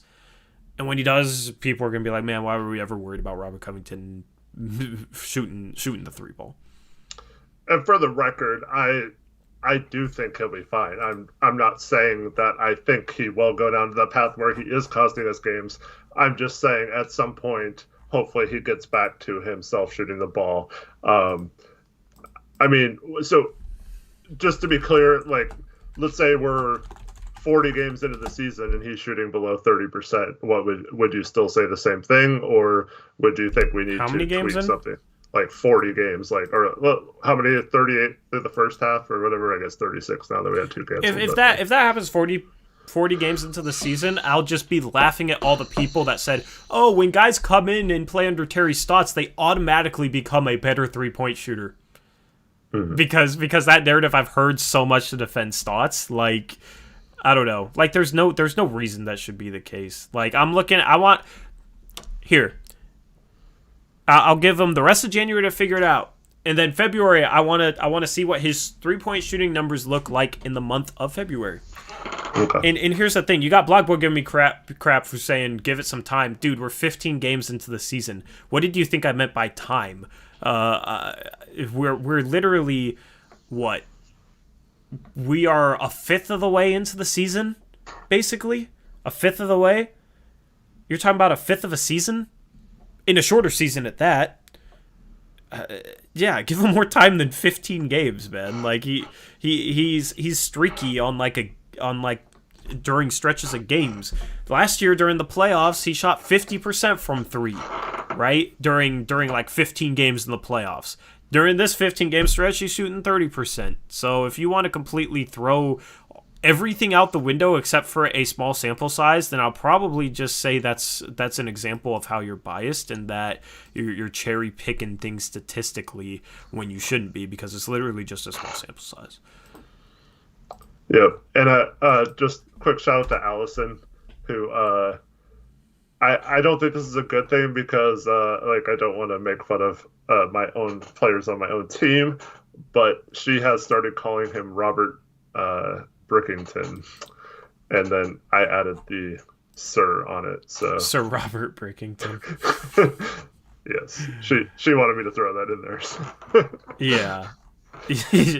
I hope that nickname does not stick. I want that to go away, for the record.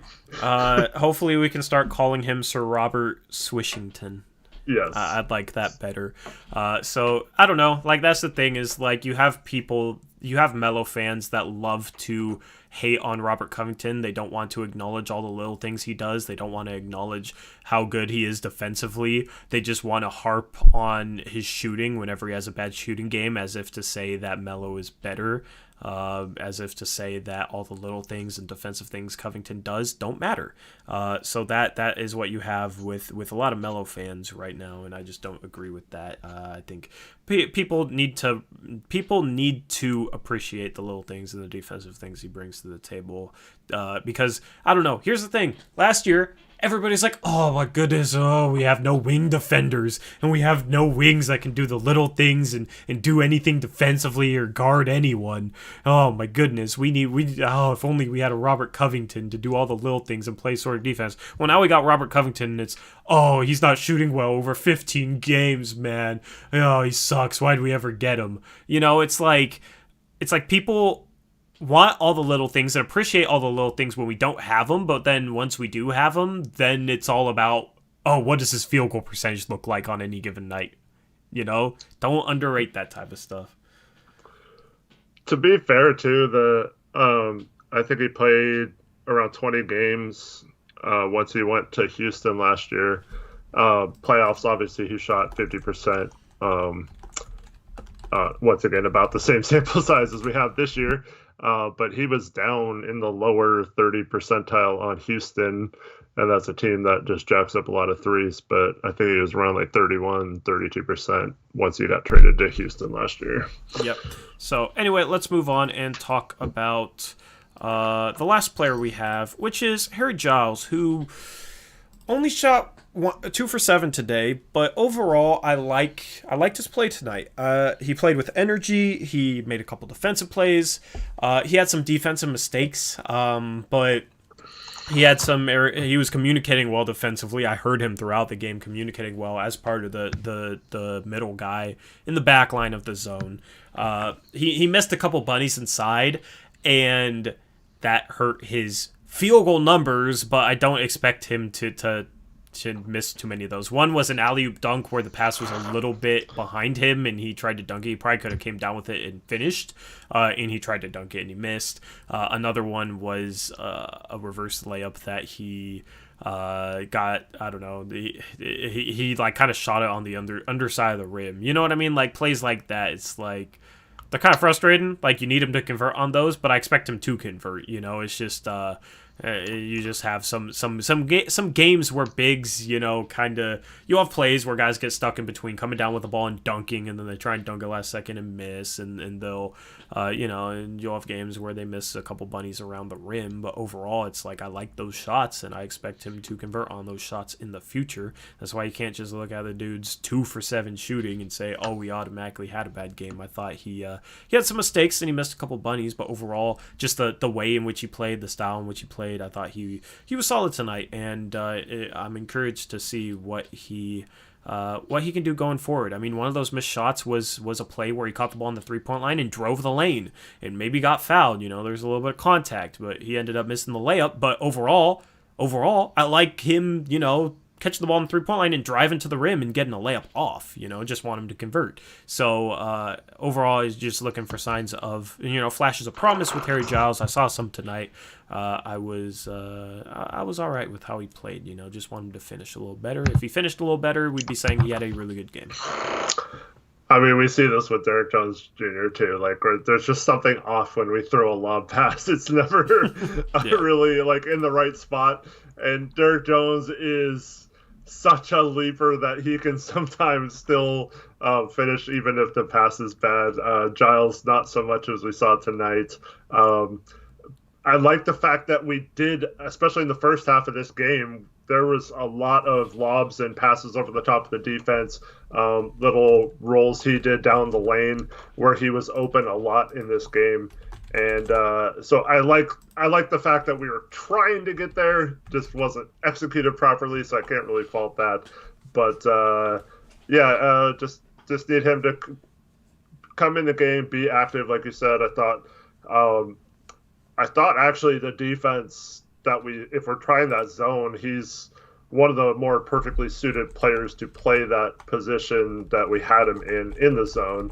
I mean, he obviously missed a lot of things, but I mean, just don't mess up too bad or do a lot of negative things to cost us games. And it's the same thing I'll say about a lot of players. Just go out there and at least show effort, and he's an energy guy, so like we need that energy every time he steps on the court. And hopefully, as he gets consistent playing time, he'll bring that more and more. Yep.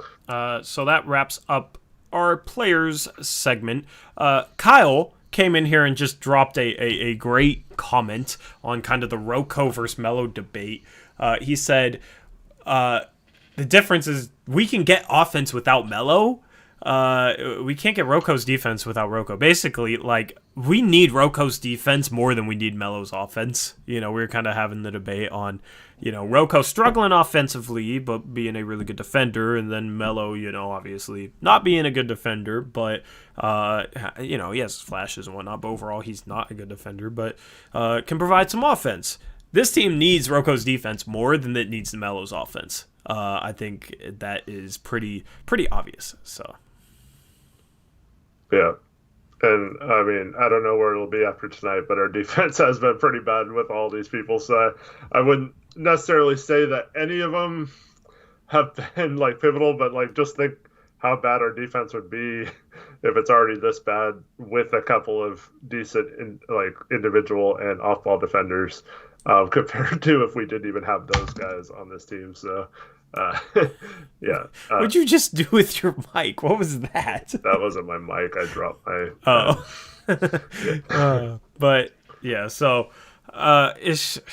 I feel like you can tell how people think the game of basketball by getting their opinions on Melo versus Rocco. Like, I value the little things that guys can do, and you know, I value guys that can rotate defensively and do a lot of things that I feel like a lot of people don't really notice. Whereas, like, there's other people that value the guy that can hit the, you know, nice looking fadeaway step back or that type of thing. So Rocco is just kind of, he's a glue guy role player, and Melo is the future Hall of Famer in the twilight of his career that can still give you a bucket. All right, so I feel like that's an interesting debate just to see how people think the game. Yeah, Jackson a little late with the birthday shout out, but yeah, shout out to Kyle. He had his birthday, I think yesterday it was. So happy delayed birthday.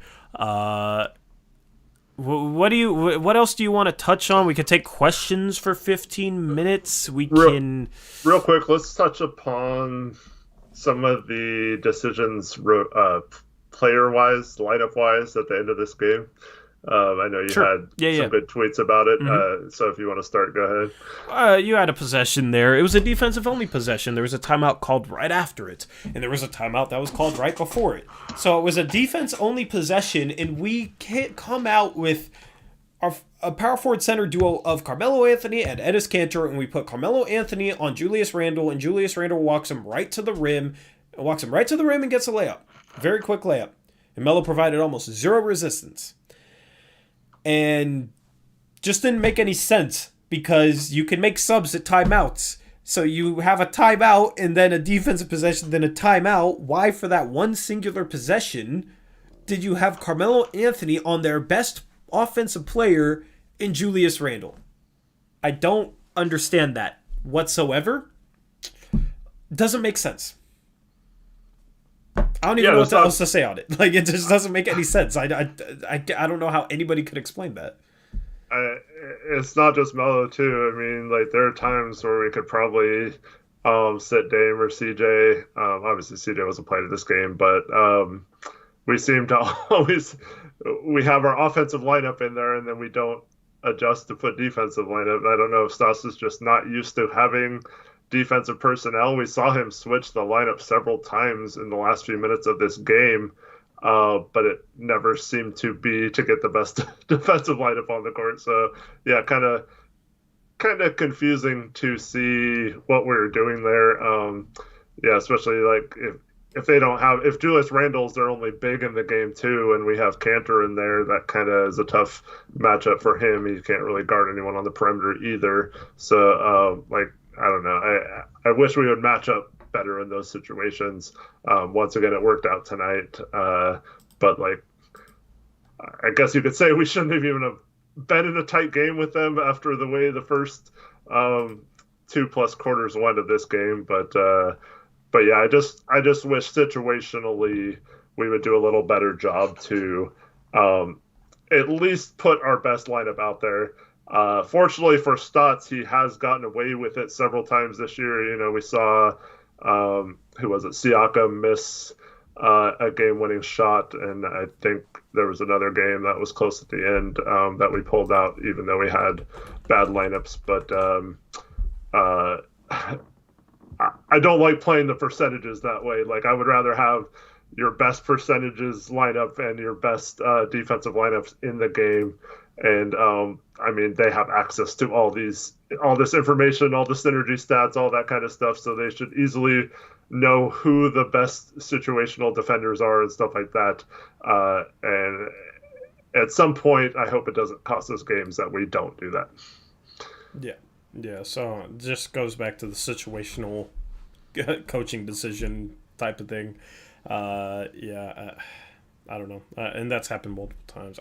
I don't know. I'm speechless in regards to that sort of thing for the most part. It just doesn't make any sense, and I don't know how you can make it make any sense. But yeah, so that's an issue. Anything else or any question? If you guys have a question for us, put it in the chat. Yeah.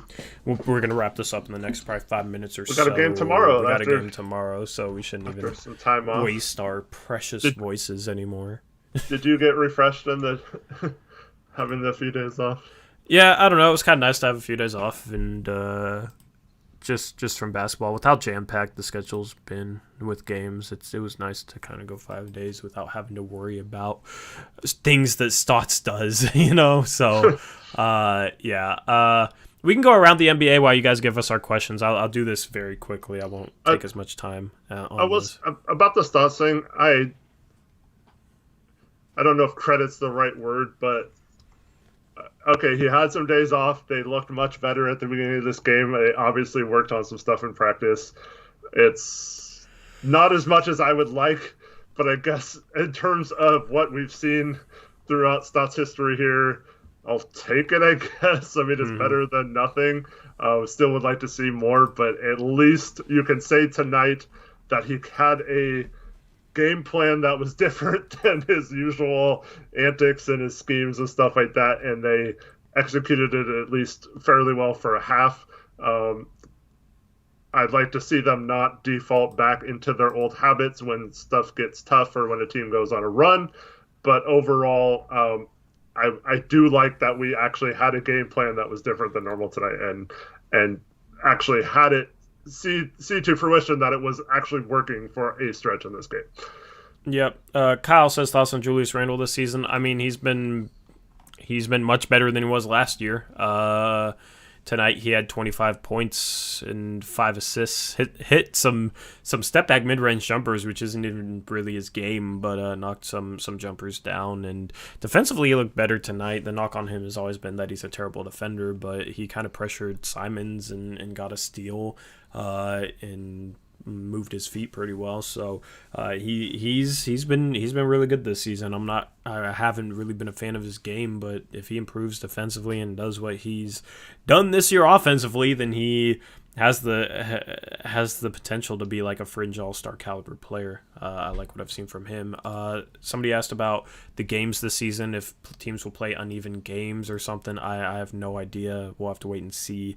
We'll get a better understanding for that around the time that the second half of the schedule comes out.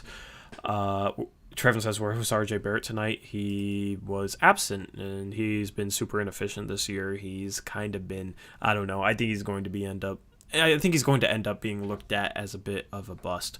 So anyway, you have the Portland Trailblazers moving to fourth, sole possession of fourth place at 9-6. They are a half game ahead of the Denver Nuggets, who are now 9-7. They started off the season very bad, but they've already clawed their way back up to fifth. You have a bunch of teams 6th through 10th that are within a half game of each other. That includes Memphis, Phoenix, San Antonio, Dallas, and Golden State. And then you kind of have a bottom 5 tier with Houston, OKC, Sacramento, New Orleans, and Minnesota. The top 3 teams right now, both LA teams are 13-4, and then you have the Utah Jazz at 12-4, who have won 8 in a row. They've looked very impressive. So that's where the standings sit at. Nice to be fourth place right now. Hopefully we can hang on while we wait for CJ and Nurkic to get healthy. Mm-hmm. As far as scores around the NBA, you had the Raptors beat the Pacers 107-102. They've gotten a bit more on track. OG Anunoby, otherwise known as OG Anunoby, it's a new boy. And a new boy. Sorry. I butchered the Eric Brandt pronunciation of his name. But he had 30 points, 8 rebounds, and an assist. Miles Turner had 25 for the Pacers. Domantas Sabonis really struggled. He was 1 for 10 in this game. He did have 19 rebounds and 5 assists, but 1 for 10 in 40 minutes. Not really going to get it done from your star. Lowry and Siakam also missed this game, so good one for the Raptors without those guys. For sure. You had the Clippers move to 13-4 by beating the Oklahoma City Thunder, who we play tomorrow night, so both teams will be on the second night of a back-to-back. The Clippers were led by Kawhi Leonard, who had 34 points, 9 rebounds, and 8 assists. Paul George turned into Pandemic P. He had 11 points, 5 rebounds, 4 assists, only shot 4 for 13. He was pretty absent tonight. Nick Batum has been a really good glue guy for them, which is a bit surprising, but he is still starting for the Clippers. You had the Boston Celtics drop 141 points on the Cavs. They win by 38 over Cleveland. They were led by Jaylen Brown, who had 33 points. Carson Edwards had 18 off the bench in 19 minutes to step up into Peyton Pritchard's role, who is out for a bit with an MCL sprain. It looked serious when he went down. Glad that it wasn't more serious than that, because he's been balling out so far in his rookie season. The Cavs, in a losing effort, didn't really have anybody do anything too notable. Colin Sexton had 13 points to lead them. Colin Sexton only played 16 minutes.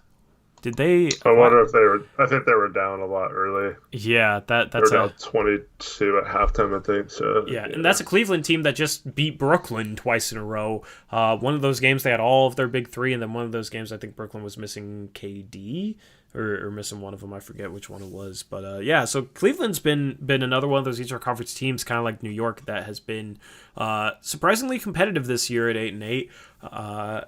But tonight they kind of look like the Cleveland Cavaliers team that we were expecting going into this season. You had 4 other games, one of which was postponed. That was Kings Grizzlies. Grizzlies had more than just they were playing the King. They were supposed to play the Kings tonight, and then I think the Kings a couple nights ago, or a couple nights from now, and then their game after that also got canceled. So they're in the middle of a stretch where they have 5 games canceled. This is the 3rd one in a row they've had canceled. Of course, the first 2 being ours. So you only had 3 more games that actually took place. You had the Hornets beat the Magic 107-104 behind 39 points from Gordon Hayward. They had 15 from Devontae Graham, 18 off the bench from Miles Bridges. LaMelo Ball had 11, 8, and 5 on 4 for 11 shooting. The Magic had 22 from Vucevic, 21 from Fournier. Go ahead. Did you hear about LeVar Ball? What did he do this time? He's saying that LaMelo's unhappy and he needs to be starting, and so he's starting to cause problems there. Of course. Something to monitor moving forward. Yeah. And it's one of the reasons why I didn't want anything to do with that guy, but yeah. He's been pretty good so far, but yeah, I don't know. Yeah, I mean, LaMelo had some impressive performances early on. He's kind of starting to struggle a little bit more. Of course, an interesting guy to watch just to see how he does in his rookie season. You had the Spurs beat the Wizards by 20, 121-101. They were led by DeJounte Murray, who had a triple-double with 11 points, 11 rebounds, and 10 assists. They had 21 off the bench from former Blazer Patty Mills. They had 14 from Devin Vassell. It's not Vassell. That triggered me, and it also triggered me hearing Jordan Kent called Nerlens Noel at one point in this game. Come on, guys, gotta get your pronunciations right. But the Spurs moved to 9-8. They've had a solid start to their season. The Wizards fall. They had a solid game from Bradley Beal. He had 31 points, 7 rebounds, 4 assists on 30 for 29 shooting. Russell Westbrook had 9 points, 8 rebounds, 6 assists. Was a team worst -20 in his 25 minutes. Shot 3 for 11 from the field. Good old Westbrook is back. You love to see it. Yep. They've been bad with him. They did sign Alex Len, who played in this game. So they were the team that got him after his wave from the Raptors. And they also signed Jordan Bell as well to try and shore up their front court because they have a lot of bigs out. Yeah. Last game of the day, you had Giannis lead the Bucks to a win. He had 27 points on 9 for 13 shooting. He had 14 rebounds, 8 assists.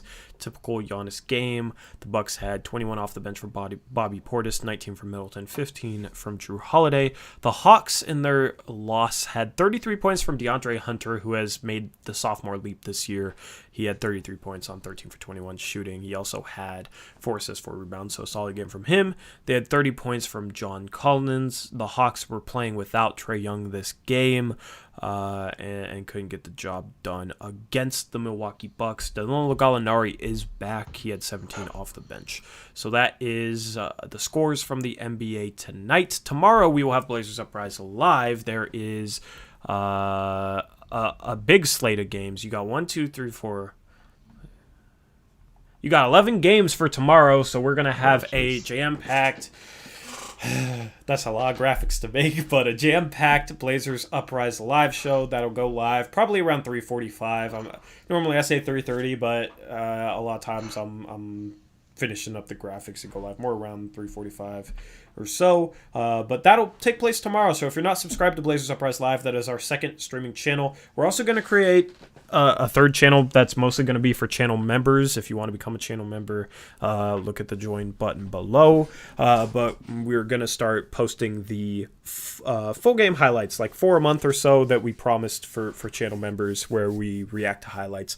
We have to create a third channel because of copyright issues, and we don't want to put Blazers Uprise or Blazers Uprise Live in jeopardy, so that'll be extra. We will release some videos just for anyone on that third channel, but we will have a link in the next day for that. We will get that set up, and channel members, if you're a channel member of the channel, we will post the links in the community tab, and only channel members will be able to see it. So we'll explain that a little bit more in the next day or two. But yeah, so Blazers Uprise Live will go live a little bit before 4 p.m. tomorrow. That link is in the description already. Stacy, another donation. She owns this post-game show as of now. She says, Westbrook, this is why your commentary remains untouched, unbiased, and without reproach. You go, girls. Get a Reddit. I would set up a Reddit if you guys want, but I honestly say Westbrook without even thinking about it now. It is second nature to me at this point. Yeah. She had another $5 donation. But I cannot read that. Well, I don't know if she says love you both. Thanks, girl. Yeah, that's all that happened. I don't know. She's been drinking a little bit tonight, but that donation before was a little bit wild. You need to, no wonder. I mean, dogs do that, but yeah. No wonder she's having trouble posting the comments. But anyway, yeah. So we'll be live tomorrow. Check out that link in the description, and we'll have more information about the highlights.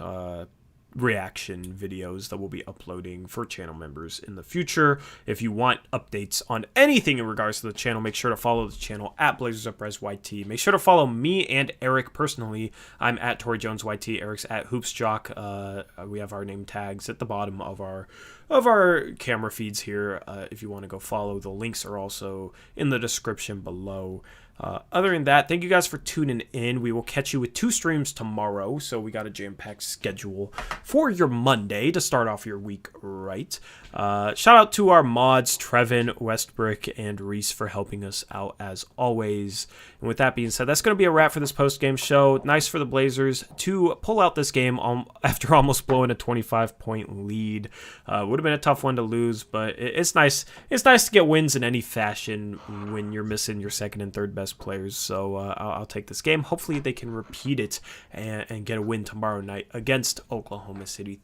Against the Oklahoma City Thunder. We will have you covered for that one. And until next time, hopefully we catch you guys tomorrow night on Blazers Uprise Live, and if not, on the post-game show. But for whenever you tune in next, hope you guys have a good week ahead and all that good stuff. So that's a wrap for this. Eric, you got anything left that you want to sign off with? No, thank you to Stacy and everyone else who donated, and then to all of you for watching tonight. But yeah, yep. Fun night to talk basketball. Glad it was after a victory. Good to be back. Good to be back after that layoff. I would say hopefully we don't have many more, but I wouldn't even mind another layoff just to give this team time to practice and give this team time to get healthy. So that's not necessarily a bad thing. Oh yeah, Andrew Miller donated a bunch too. Yeah. So yeah, and there's somebody that donated at the start that I'm forgetting now at this point. So yeah, just if you donated, appreciate it. It means a lot. It means a lot if you guys just tuned in. Regardless, you guys make this community what it is. Let me sign off with Stacy since she now owns us. $5 donation She says dog crap is not controversial. Blowing a 25-point lead is not. Sure. Thank you for your donations. Yeah, I'm just gonna sign off, Stacy. Every time Stacy leaves a donation and I read it, I'm just like my mind becomes scrambled. So before I lose track of this super long outro, I'm just gonna sign off with it. Thank you guys for tuning in. Hopefully we'll catch you tomorrow. Until next time, as always, peace out.